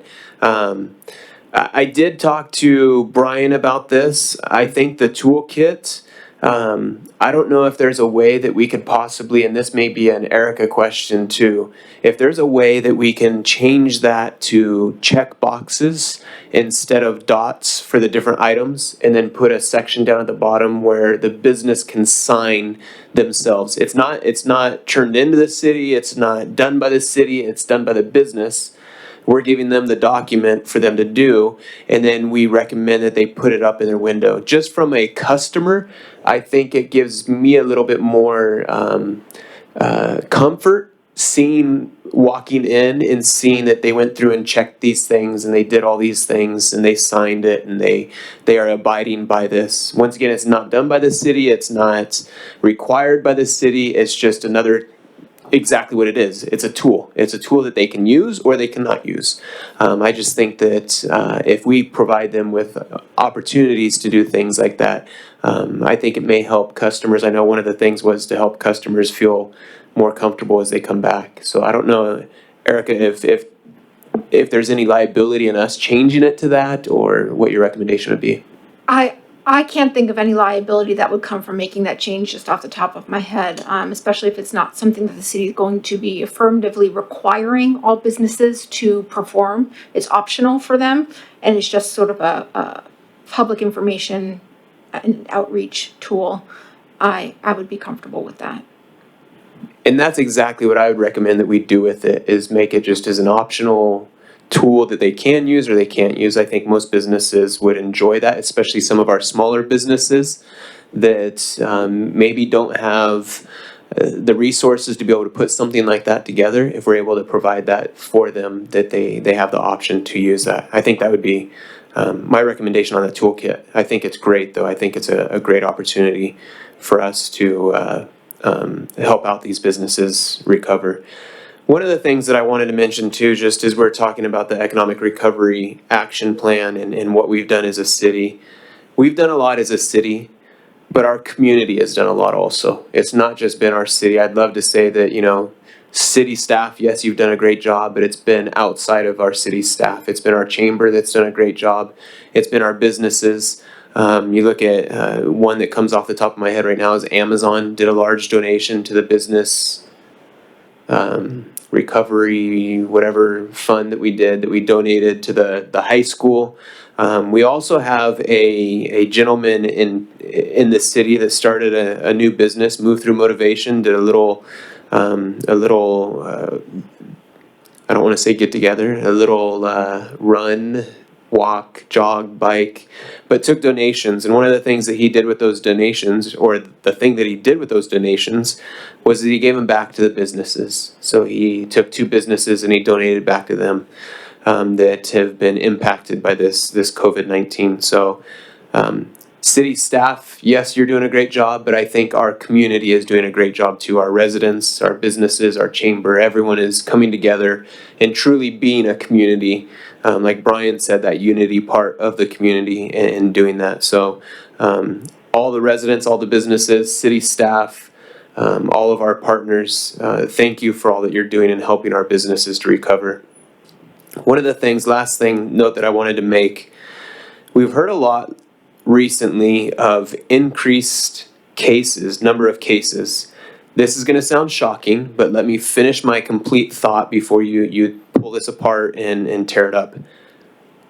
I am glad to see the increased number of cases. The reason that is because that means that we are testing a lot more. In the Riverside County, we are testing more than a lot of other counties in the area. Yes, we're seeing an increase in our number of cases, but that's because we're testing a lot. You look at the number of deaths. I was on a conference call today. You look at the number of deaths. We're seeing the deaths go down. I wish that we would start looking at things as percentages rather than numbers. We're focusing a lot on numbers, the increase of numbers rather than the percentages. If we were to focus on the the percentage of positive cases to testing of people, I think that would give us a better projection. If we were to focus on the number of, or the percentage of positive cases to deaths that we're seeing now, I think that would give us a better perception of what's happening, that we are seeing those things go down. Yes, we are still seeing an increase in the number of deaths, and that's very unfortunate. I mean, it's hard to see that happen, but we need to focus on the percentages, and we are doing, we're doing a good job. Yes, we can always do better, but I think we need to be careful when we're looking at the number of cases. And Brian put it into a very good perspective when we look at the percentage of our population of our city. So, as we're seeing the number of cases go up, we just got to be careful that doesn't blind us from really what's happening of people that it's really affected, because that number of positive cases that are coming out are not always people that are in the hospital. It could be someone that tested positive and didn't even have any symptoms. And so it's something that we've just got to be careful when we are looking at the number of cases that are being confirmed, and can't let that completely scare us. Yes, we still need to be protective. We need to be smart about what we do. So, but thank you for this presentation, and thank you for the update. Thank you, Councilman, for your comments. Appreciate that. Councilmember Lorimore. Thank you, Mr. Mayor. I appreciate the comments. I also appreciate the hard work that staff has put into creating these documents. Anything that we can do to support the resilience of our community and our businesses is vitally important. Having this, I believe the acronym is ERAP, in place for the economic recovery, the tools and descriptions of the community. It is vitally important. I did want to take up also some of the comments that Councilmember Rigby stated. And yes, as we open back up, we are going to, and as we do more testing, we are going to see an increase in cases. And it is unfortunate that, this is happening, but that's what happens when people are getting out of their homes and interacting with, what is, as we all know, something invisible. There are things that we can do to protect ourselves, the things that has been hammered into our heads ever since this pandemic started. Social distancing, washing hands, face covering, and also it should be stated, the face covering, and we hear a lot in the news, and we see a lot of discussion on social media, but the face covering is not to stop you from getting infected by the virus. what it is to stop, if you do have it and you don't know that you have it, from getting others infected. If everybody is wearing the face masks, and then it decreases the likelihood of spread. It doesn't eliminate it, but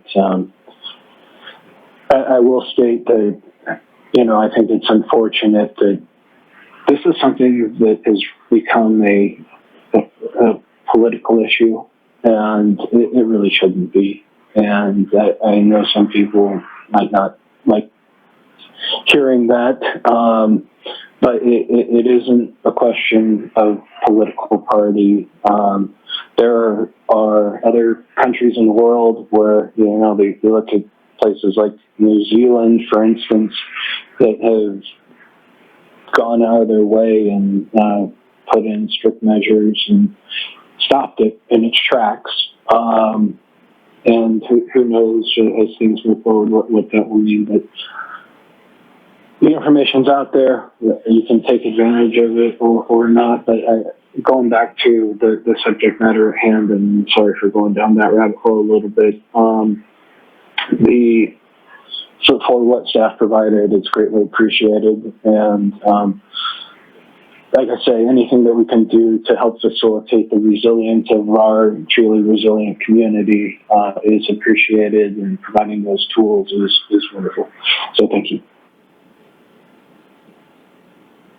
Thank you for those comments, Councilmember Lormore. We'll turn to Mayor Pro Tem Yao. Thank you, and thank you for the presentation. And I know Councilmember Rigby had mentioned about JCSC or the park potentially reopening soon, and if you talk about reaching out to the board members regarding that issue, and similar to that, along that line. For those, I actually got a few questions from our residents regarding school districts. Same thing, if you have any questions regarding that or concerns, please reach out to whether it's Corona Norfolk Unified School District or Hurupa Unified. Reach out to the school board members. Yes, I will relay along your concerns, but I do firmly believe that it would be way more effective if residents with any concerns regarding school districts to reach out to the board members directly. They are, after all, here to serve everyone, every single one of us. And then second thing, Brian, I know we previously, before the governor issued the executive order, face masks were optional for people, for folks who are visiting City Hall or maybe stopping by for businesses and stuff like that. I'm assuming we are now in compliance, or I'm assuming that we're making it mandatory. Like how is that working? Like, are people who are visiting City Hall, are face masks available for them if they don't have one, or how are we handling that? Jocelyn, we haven't had anybody show up without a face mask to City Hall.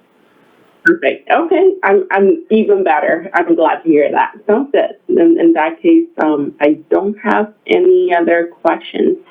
I'm actually really glad to hear that. Thank you. Thank you. Perfect. Yeah, I'll just keep this short, but thank you, everyone, for the presentation. Thank you, Mr. Foster, for being here, being part of it. Again, anything to really continue to help our businesses and create an emergency plan for our businesses, obviously all in favor of. I'm not going to say anything that's already been said. With that said, it sounds like, just from the sake of the comment that has been out there, it sounds like we're looking to move forward with the staff's recommendation to continue the need of the local declaration of emergency. So with that being said, I'm going to ask for a motion to move ahead with staff's recommendation, considering the circumstances that we're still in this right now, and there's a lot that we need to be doing to support our residents, to support our city, and it sounds like we're still in a declaration of emergency. So with that, be asking for a motion in a second. I would motion for us to continue to stay in the local declaration of emergency. Second. Councilmember Lormore? Aye. Councilmember Rigby? Aye. Mayor Pro Tem Yao, Yes. Mayor Plot. Yes. Motion passes 4-0. Perfect, and thank you again for joining us as well. We appreciate that. We'll now move to item 12.3, the roadway adoption program. And again, this will be presented by our city clerk, Mark Donahue. Good evening, Mayor and City Council. So this is a roadway adoption program update. So just as an overview, the Adopt a Roadway program was approved by the City Council originally on September 28, 2016. The program was created to increase community involvement in the beautification of our city through volunteerism. The purpose is to allow organizations, businesses, churches, and individuals or families to adopt local blocks of streets and keep them litter-free. So in order to be eligible for the program, volunteers must be at least 6 years old, and minors have to be accompanied by an adult. Volunteers must submit, complete, and sign applications, waivers, and other applicable forms. And community organizations, churches, school organizations, or businesses throughout Eastville are able to adopt streets. So some of the responsibilities for the volunteers, they are to remove litter and debris in the adopted roadway at least 6 times per year. So generally that's every 2 months. Regularly survey area to ensure cleanliness, so that could be driving by or just checking on it from time to time. Monitor conditions and report concerns to the city. And follow all safety rules and guidance. So, and this is hard to read, but this is a map of the eligible streets that are eligible for adoption. So currently 86% of the eligible roadway adoption streets have been adopted. So that translates to 43 out of the 50 eligible streets as adopted. And our latest one, we had one group adopt a street, I think a week or two ago. So staff plans to promote the remaining streets eligible for adoption in the coming weeks through our social media platforms. So each group, after they do a cleanup, they're required to do a cleanup report. So we recently launched an online system where you can fill out the report online, submit it on the city website. So it takes no more than a couple minutes. You can also, we also have a form that you can fill out and email to us, but we prefer the online submission as it's faster. And recently with the COVID-19 impacts, during the City Hall closure, we relaxed restrictions on cleanups. And we didn't have any supplies available to groups who wanted to do cleanups. We still had some do some cleanups, but they did it with their own supplies. And typically we provide trash pickers, bags, and safety vests. And supplies are now available now that City Hall is back open, and we're providing sanitary wipes as well. And happy to answer any questions you guys might have. Awesome. Thank you, Mark, again for that presentation and for kind of help implement this awesome program. I know, just to at least continue the program as well. It's been very successful in our city. With that, Mark, I'll actually go back to you to see if there's any public comment before I go into council discussion. There's no public comment. All right. Then I will begin with Councilmember Rigby. Thank you, Mr. Mayor. Thank you, Mark, for this presentation. I like this program a lot. I think it's an awesome program. On the map, what's the color codes for those? It's, I believe it's just to try to differentiate because all the streets are really close together, so we try to color code it so you can see that that's one individual adopted street. And so like if we painted them all the same, you wouldn't be able to tell which family has which one. Okay, so the ones, so there's some that have a color that don't have a name. Those are the only ones that we have available left then? Correct. Okay. Okay, great. And I think this is, like I said, I love this program. I think it's a great program. Thank you to our residents, our businesses, our churches, our Cub Scout, Boy Scout troops and packs and everyone that takes care of this. This is awesome. I think it's cool to see to be driving down the street and you see a group of people that are walking, or you see different clubs that are doing streets and are posting their trash pickup, showing everyone that shows up and their bags of trash that they collected that day. So I think it's awesome that we do that, and it. So thank you to everyone involved in this. I think the Key Club might, or the Kiwanis Club might be the one that cleans up the most in our city. That's the one I see the most on social media. Yes, they, I think they are number one. Absolutely. I think they have a regular set, reoccurring thing that they do it automatically every month or two or whatever it is. So great job. And they don't even use our supplies, they bring their own. All right. Councilmember Lorimore. Well, great job on the comments from Councilmember Rigby. I wholeheartedly agree. And yeah, our community and these community groups are wonderful, and it's great to see residents taking action. I would also, well, while we're on the subject, it's wonderful that we have groups doing this and taking care of a problem that is there, and sometimes this trash makes its way into these public spaces as a result of wind, absolutely, but also as residents, I think it's important that we also take responsibility ourselves and not just put it out onto these community groups that are going out and doing this for our community. And,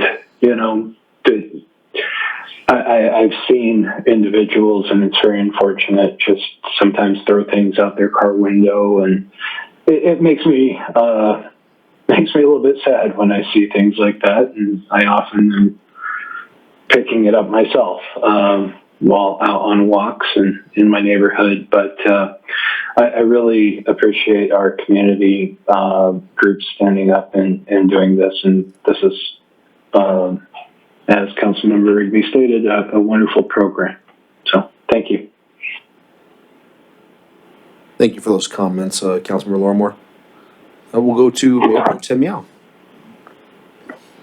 I don't have any questions or really anything, but just want to say thank you to all the families, community leaders, individuals for stepping up and for being for contributing to the city and for being active members of the city. So thank you. And thank you to our city staff for putting together this program. That's all. Thank you for that, Mayor Pro Tem. Yeah, I just concur the same comments as my colleagues. Again, just thank you again for continuing this program. It's a very successful program. I think one time, I think it was with the Kiwanis Club, we picked up 38 pounds of trash in one day. It was a ridiculous amount. So it's sad, kind of to Councilman Lorimore, it's kind of sad to, and actually Councilman Rigby just showed me a picture that he was picking up in his neighborhood. It was just trash, loads of trash. It's kind of sad to know that people litter that much. And I know sometimes things get picked up by the wind and it gets blown somewhere, but there's definitely a need for it, and it's very appreciative. So thank you. With that, this is just a receive and file, so nothing to vote on. But again, thank you, Mark, for that update. We appreciate it. With that, we'll move to item number 13, City Manager Report and City Staff Reports. Let's see. Please check the City of East Bell's website for current recruitments. We have a number of them out there, and we're starting the interview process on some of them. Click the career opportunities. We're attracting talent every day to add our services to our community and residents and businesses. Last year's budget, we estimated adding about a half-time, full-time equivalent to our field service officer under the new cost model for the animal control program. And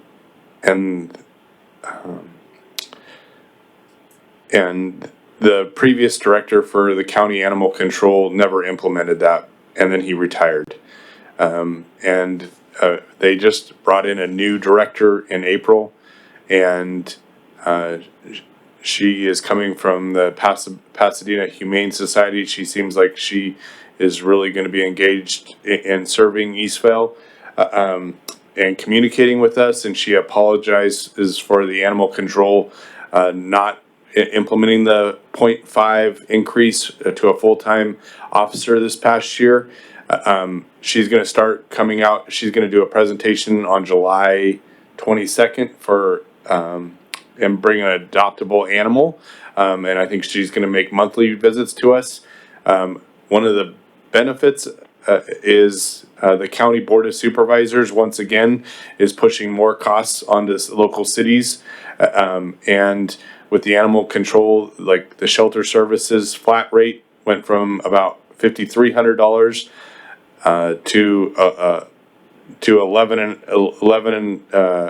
$11,600. And then now, when they pick up animals in our city, they're now charging a daily shelter rate to house those animals. And so when you call the shelter for a wildlife or a dead animal or a pickup of an animal, we're now being charged a minimum of 10 days for that animal. And so that's going to be driving up the cost tens of thousands of dollars. Other costs went up 30% or 40%. I'm not sure if they just didn't do an update in a long time or whatever, but these rate increases are pretty substantial and significant. We were told that we received letters, but we didn't receive letters on the updates. And so we noticed that when we paid the bill for our March, as a result, we're going to encourage council to listen to the county animal director on July 22nd. But at this time, we're going to encourage council to consider holding off on asking the implementation of the increase, because the rate increase has eaten up what we assumed to be the cost of the full-time increase. So we'll get into, we're going to have her do a deep presentation. Councilmember Rigby wants to join in here. Yeah, Brian, thank you for sharing that. Mr. Mayor, if we can, I would like to request the consensus of the council to have this brought back as an item for discussion that we can discuss, especially right now when we're looking at budget cuts and we're trying to adjust our budget, as our city manager just explained, that we received a significant increase without doing that additional half FTE. That I think it would be good for us to bring that back as a discussion point and to reevaluate if we really need that right now, or maybe we don't go forward with that. But I think it would be something that would be good to discuss, as well as if we can discuss during that time too, the overall contract. I don't want to get too much into it right now since it's not an agendized item, but it is not acceptable to receive a 30% plus increase with very, very little notification. It's automatic in their contract, but we need to figure out what we do, because I mean that is not that can kill us financially if we allow that to happen in contracts that just all of a sudden, oh, we're going to increase it 35%. So I think we need to discuss that, and we need to look at what we do in the future. And I think we need to evaluate our overall options of service for our city. I agree. Let's look at other options. Mayor Brandon Plott will be celebrating another trip around the sun on Monday, June 29th. We want to wish Mayor Plott the happiest of birthdays and thank him for his dedication and service to the Eastvale community. Enjoy your special day, Mayor. And we have a cupcake from staff to celebrate your birthday, paid for by city staff. Thank you for clarifying that the cupcake was paid by city staff members. Appreciate that. It's very cute, by the way. Thank you. Yeah. You'll have to share that one cupcake with all of us. We're on budget cuts. RSO had a grow house major bust in our county, and it involved multiple cities. You might have seen the video that Sheriff Bianco put out where they went into LA cities and were following different leads. And so we're hoping that major bust will put a dent in some of the grow house activity that we're seeing in the Inland Empire. But we want to encourage people in the city of Eastvale, if you see something suspicious, share something with RSO, share something with our community enhancement and safety, report a house that has newspapers up in the window, sheets covering the window. You never see your neighbors, or if your neighbors only come at 10 o'clock at night, you don't know who your neighbors are, that could be a suspicious activity. If you see them stealing electricity because of their electrical box is cracked open and they're bypassing Southern California Edison power sources, if there's a unique smell coming from the house, if flooding is occurring in the house, these are all signs of a grow house. They are also very dangerous. They can start fires, and they also attract a criminal activity with guns and lots of cash. Please do not intervene and ask RSO to be involved. But we want to share that slowing down the grow house activity in our community is a key priority for us right now. You might have also seen that the city council purchased or authorized city staff to purchase speed feedback signs, and they've been deployed all over the city to remind you to slow down. Speed kills, especially when you're distracted, and a half of a second can make a difference in a life or a major collision or severe injury. And when you're traveling at some of these high rates of speed that we're writing citations for in the community, and those speeds are reserved for the freeway, not our community. We want to make sure people are safe out there. Especially like this morning, I got a call about how poorly maintained 65th Street was for landscaping. And so I went out to 65th Street and went from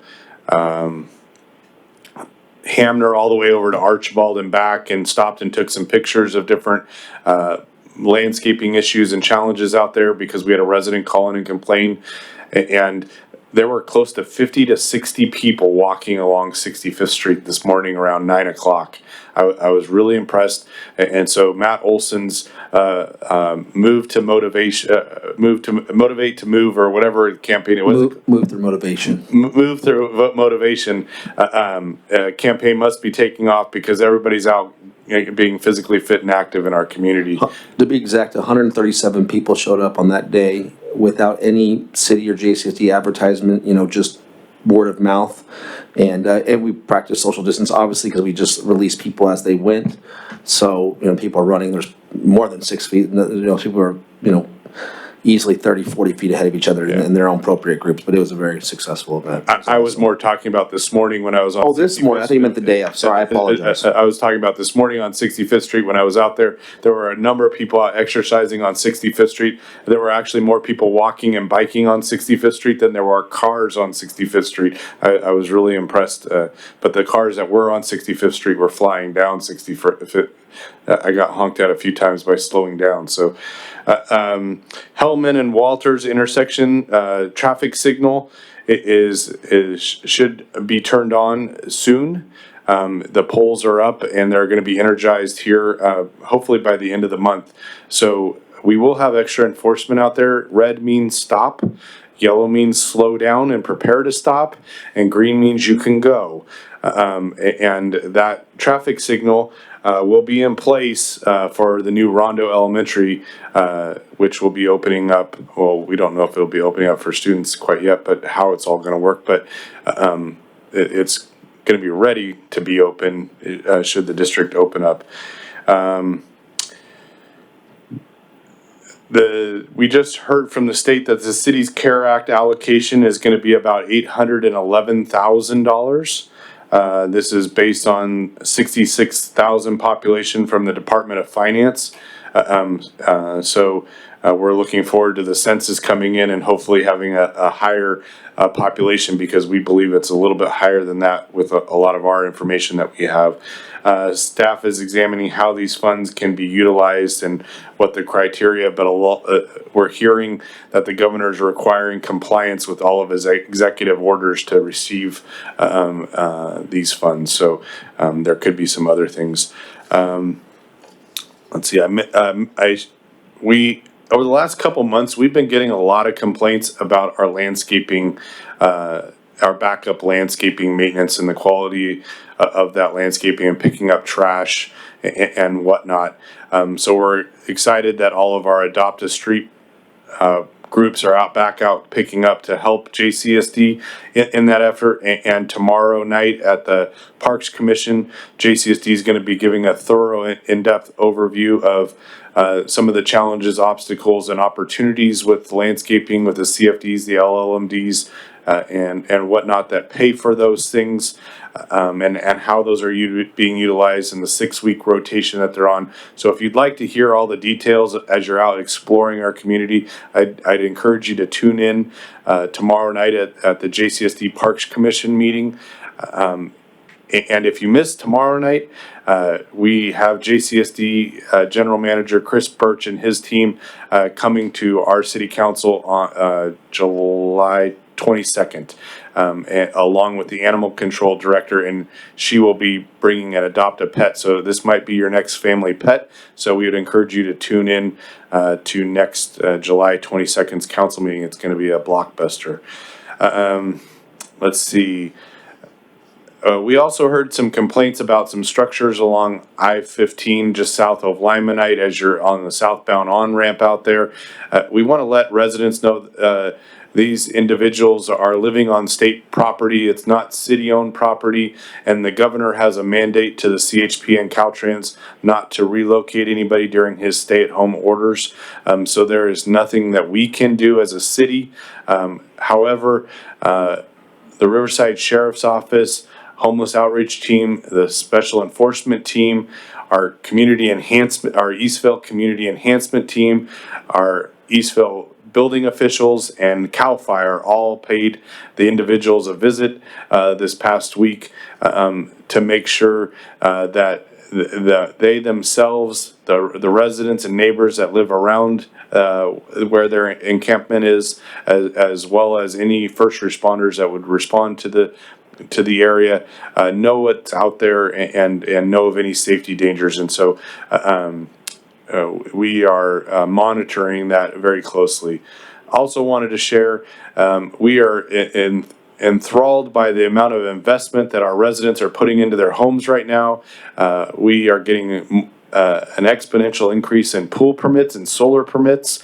They must be wanting to entertain their children and work on their energy consumption. So we have, again, exponential increases. So if you're putting in pools right now, please be patient with us. We'll be getting those as quickly as possible.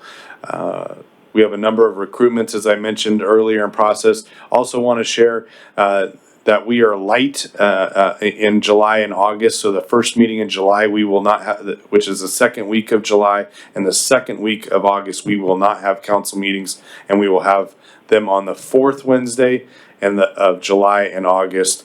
And so we will only have one meeting in July and August, and they will be full agendas. The city staff are also working, management team as well as listening sessions with all of our staff. We're working on a vision, mission, and purpose, and that will also be coming before, and we'll be sharing that with council on July 22nd, which is very exciting for all of us to see. I believe that is everything that I had on the list, but I just wanted to share all of that. We got a lot of good things going on in the city. Thank you, Brian, for that update. We appreciate that, all that's going on, and for all those updates. Thank you. All right, we'll now move to City Council Communications and Committee Reports, and we'll start with Councilmember Lorimore. And Clint, if you could discuss the League of California Cities, RCTC, and SCAG, please. Absolutely. Thank you, Mr. Mayor. Okay. You can hear me, right?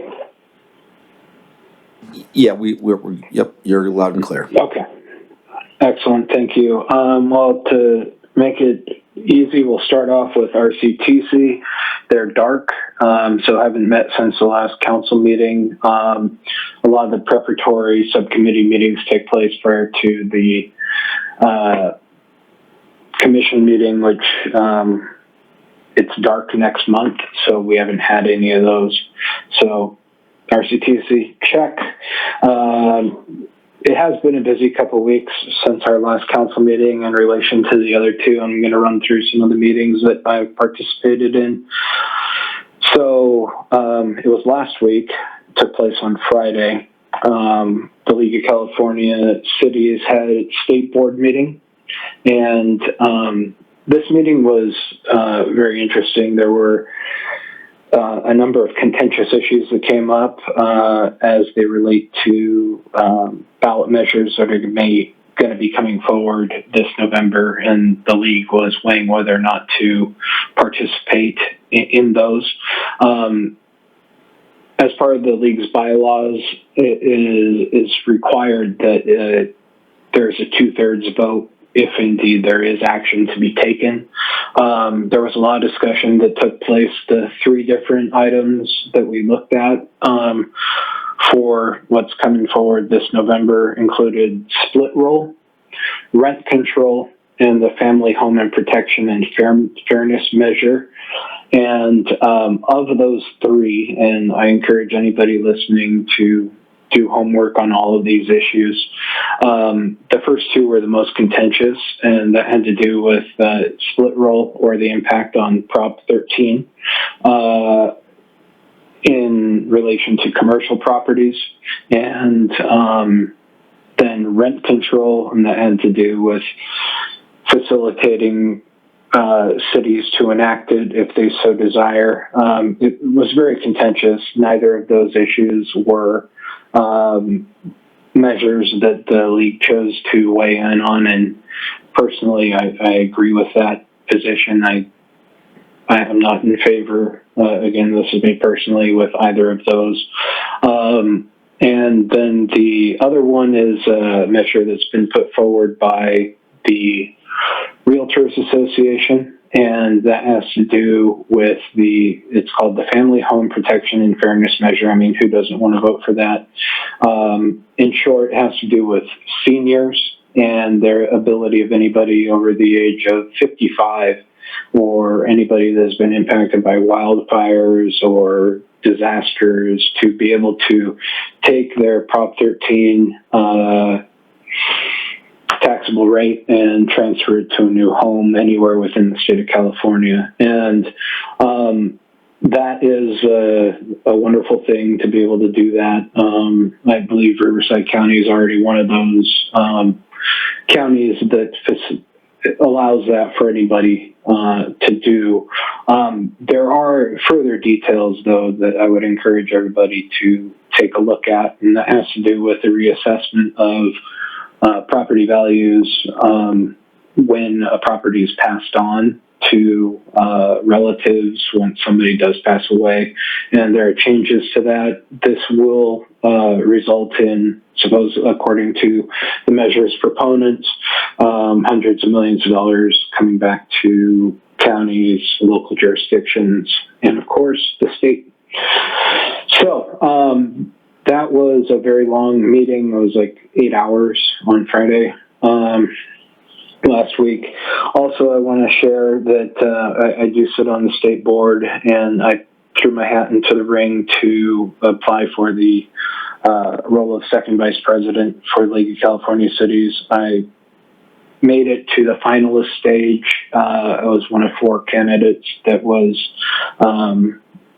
through the interview process. Unfortunately, did not make that. We ended up coming up with a very strong slate of new officers, and thankfully I'm still going to be able to sit on the board for another year at least, and due to my position as division director for Riverside.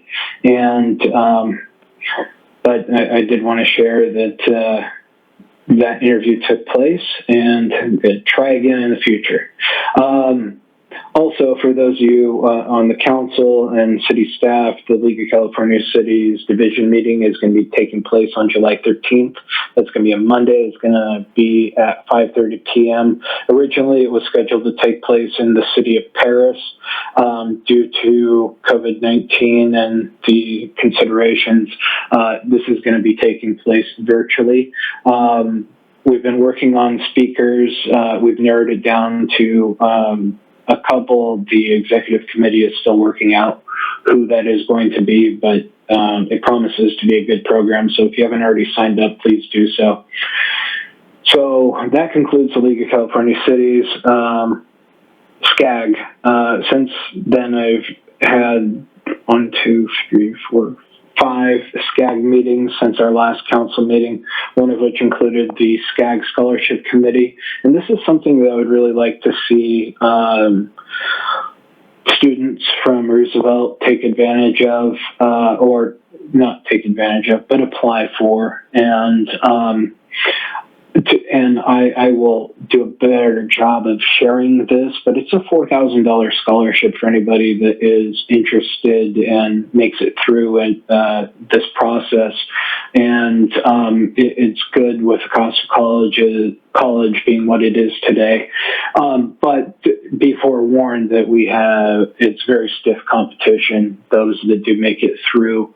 We're talking, these students are impressive, and it also makes me wonder what I was doing in high school. These kids are coming in with 4.6 GPAs and are in every sort of extracurricular activity possible. And so we had an amazing slate of candidates, and also some really, we break it down throughout the SCAG region, which is all of Southern California with the exception of San Diego.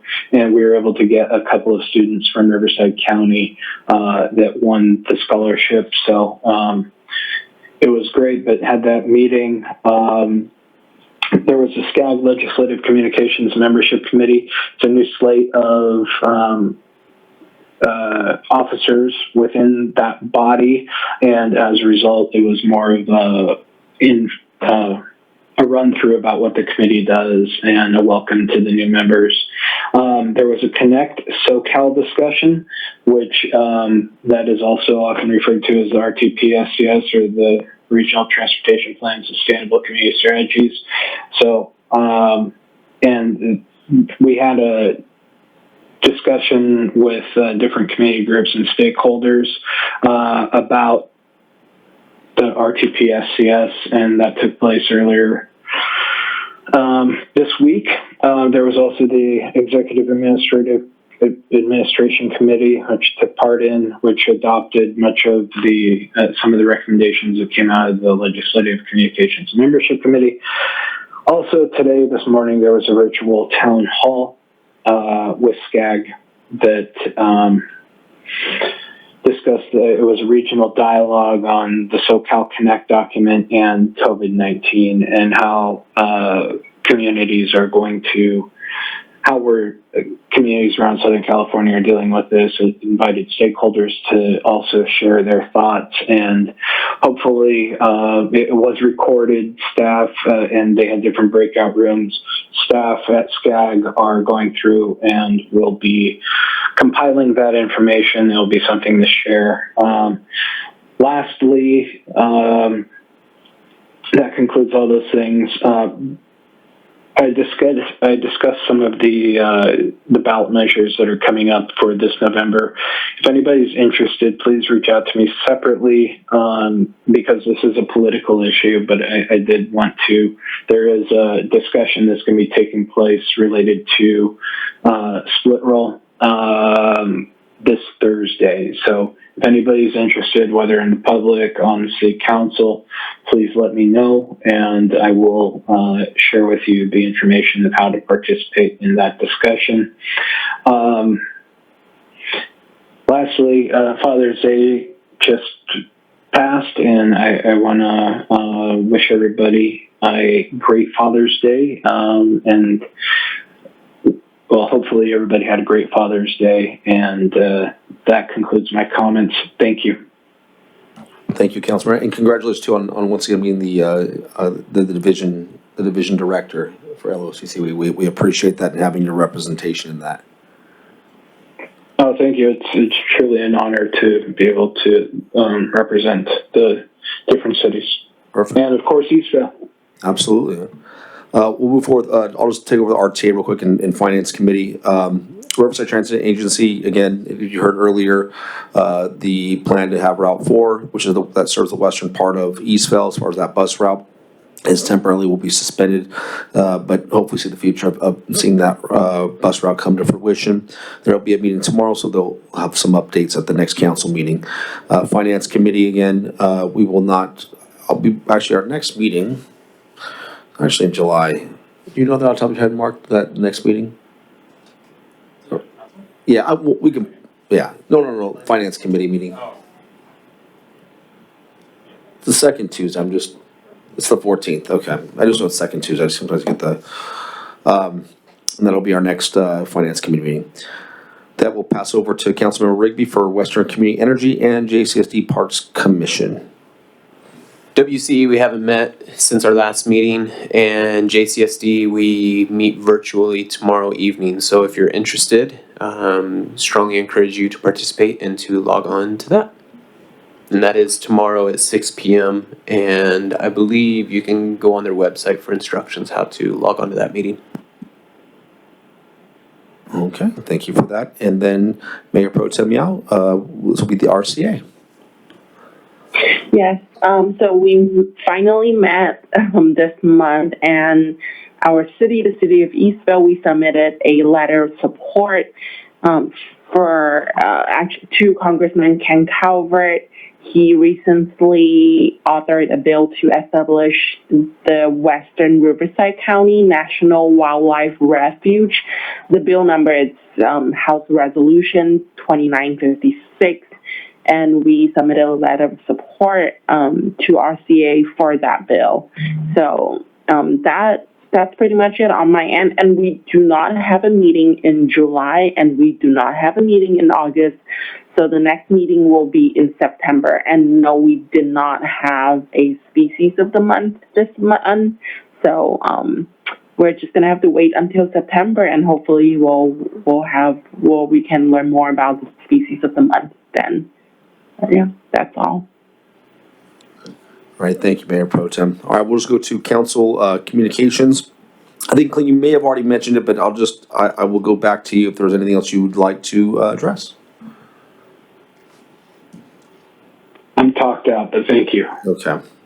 Hey, Councilman Rigby. Thank you, Mr. Mayor. I know we briefly touched upon it, our city manager touched upon it, and we're having a meeting tomorrow, but there was someone that emailed our city manager regarding JCSD or regarding landscape maintenance. Before I really get into that, with this whole COVID-19 thing, I just want to say thank you to our residents for the most part. I'm sure that everyone has one neighbor that hasn't kept up their lawn, but for the most part, everyone's done a great job in keeping up their yards and making sure that they're well maintained. And I think that makes a big difference in our community. It makes a big difference as you're driving around. We have had quite a few emails that have came to us regarding frontage areas as well as schools. And so this will be interesting to see what JCSD has to share with us tomorrow evening. And obviously, once again, if you're interested, participate tomorrow.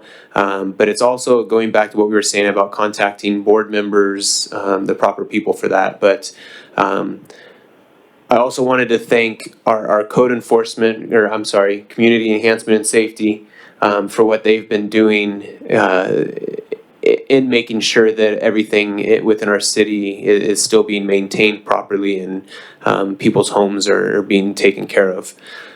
With that being said, and I know this sounds harsh, but it is not acceptable, and we'll talk about this tomorrow with JCSD, it's not acceptable for our frontages to look the way they are, for them to be overgrown the way they are.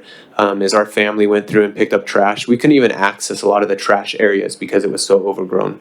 Or to get some of the trash, I literally had to have my son crawl through some bushes that were way overgrown and stuff to get trash in multiple areas. And then we're also seeing this with our schools. It's very disappointing to see our schools. I know I personally brought this up with our school board member, and I'll bring it up with her again. But I just hope that we can, with our agencies, our partner agencies, that we can get to a point that we're more proactive rather than reactive with our landscaping. We have a beautiful city, and I think we take pride in that, and we need to continue to take pride in that.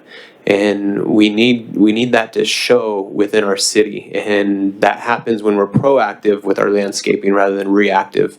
I just feel right now that we're reactive, and I hope that we can get to a point that we're proactive. But I just wanted to share that with my colleagues, and just that's a little of what I'm planning on sharing tomorrow evening. If there's anything additional that you would like me to share on your behalf at the JCSD meeting, I'd be more than happy to. But I just wanted to share that, just that we need to work on something to make sure that our partner agencies are doing their part. I know COVID-19 makes it tough, but our residents have done a great job in taking care of the landscaping, so I think our larger agencies need to do the same thing too. Thank you for that, and couldn't agree more with those comments. Mayor Pro Tem Yao.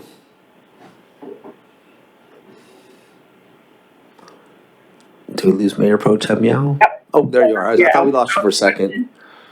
Yeah, no, I was trying to unmute and then because I have my baby with me.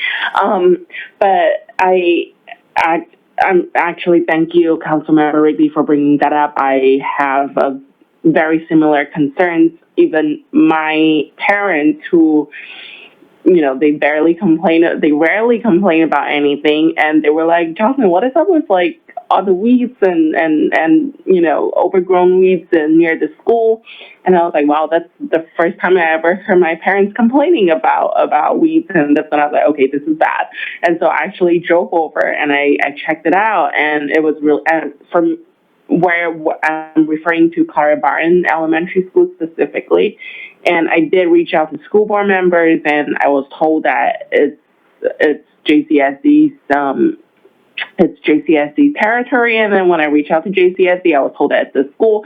So to this date, and I did not pursue any further, and but maybe I should have, but I thought it was really frustrating. I was like, okay, like who's maintaining this, right? Like, why are we pushing it back and forth, and why are we trying to push it to the other agency? But anyway, with that being said, I'm really glad you brought that up, and hopefully we can get that addressed and have a better,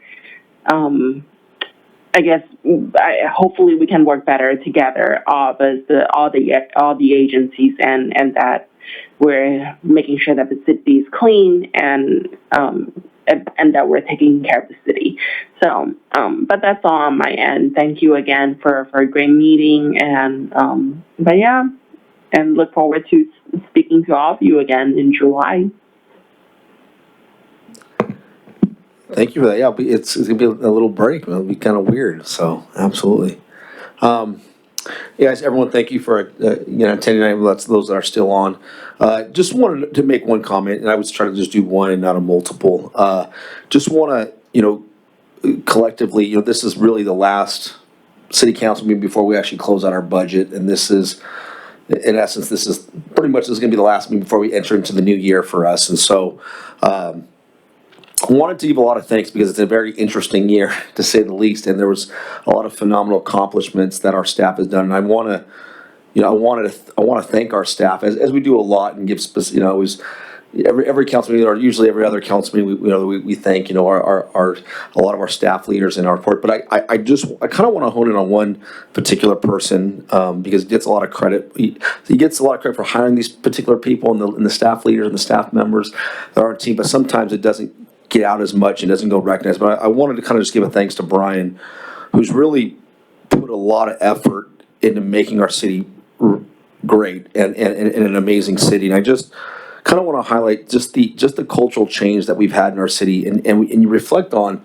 some of the thoughts of, well, this is an art issue, or you kind of these kind of ideas. Well, this is their problem, it's our issue, and instead of the whole mentality of why we can't do something, Brian is the epitome of, okay, let's look into it and see what we can do.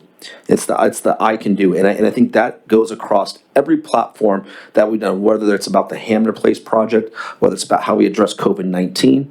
And as a leader, I'm so glad that we have Brian on our staff, and I can't say it enough. And I could sit here and go just through literally lists of items, and I know sometimes, as naturally we can bump heads, or there's going to be things we might, disagree. That's what adults do. They disagree or they agree on things. But overall, when you look at, just kind of for one example, when you look at the idea to restructure our city hall and actually build leaders and to not have them as a contract, but have the leaders in here, right, as an idea. Ryan really took that by the reins and made that possible to reestablish our culture a little bit, not a little bit, but quite a bit, in having the right leaders in place. And I want to go back to something we talked about 2 years ago, and then we talked about it last year was, again, when we talk about turnover in staff, that's how you affect services in City Hall. We're running at 50, 100% turnover at City Hall. Well, last year or 2 years ago, we lost one person. Right, less than 5% of a turnover rate. This year we lost 2 if you exclude COVID-19 layoffs, right? But we lost 2 people. Now put that in perspective, that's less than 10%. So all the money that's saved, all the thousands and 6-figure digit savings when you cross multiple departments saves in attrition, and you're building a better culture, and you don't have to reinvent the wheel, and you provide better service. And what happens is you drive results when you have constant staff. And what's happening is we're building better and better. Our community enhancement safety program is better. Our communications is getting better, right? And that's just only reflective on what other city mayors and councilors respond to me about. No, you guys are really upfront with your communications. Our finance department's on point, right? Having to change from one budget in March, come April, we got to turn it around because of COVID-19. So I could literally pick out every one of you and say how good you guys are doing, but I just wanted to focus on Brian because sometimes I feel like he doesn't get enough kudos a lot. And I know when you guys get compliments, it's a reflection of him. But, I just want to say thank you. I just, it reiterates the fact that I know we've made the right choice in this. And again, I know we don't always agree on these things, but when you look at what we're going through and what we're constantly now with the social injustice issues that we're dealing with, and also the issues that our police specifically our police department's facing, to come up with an inclusionary task force and to come together, that's something that Brian is leading with us, right? To become a more inclusive city and to kind of help share stories among our community.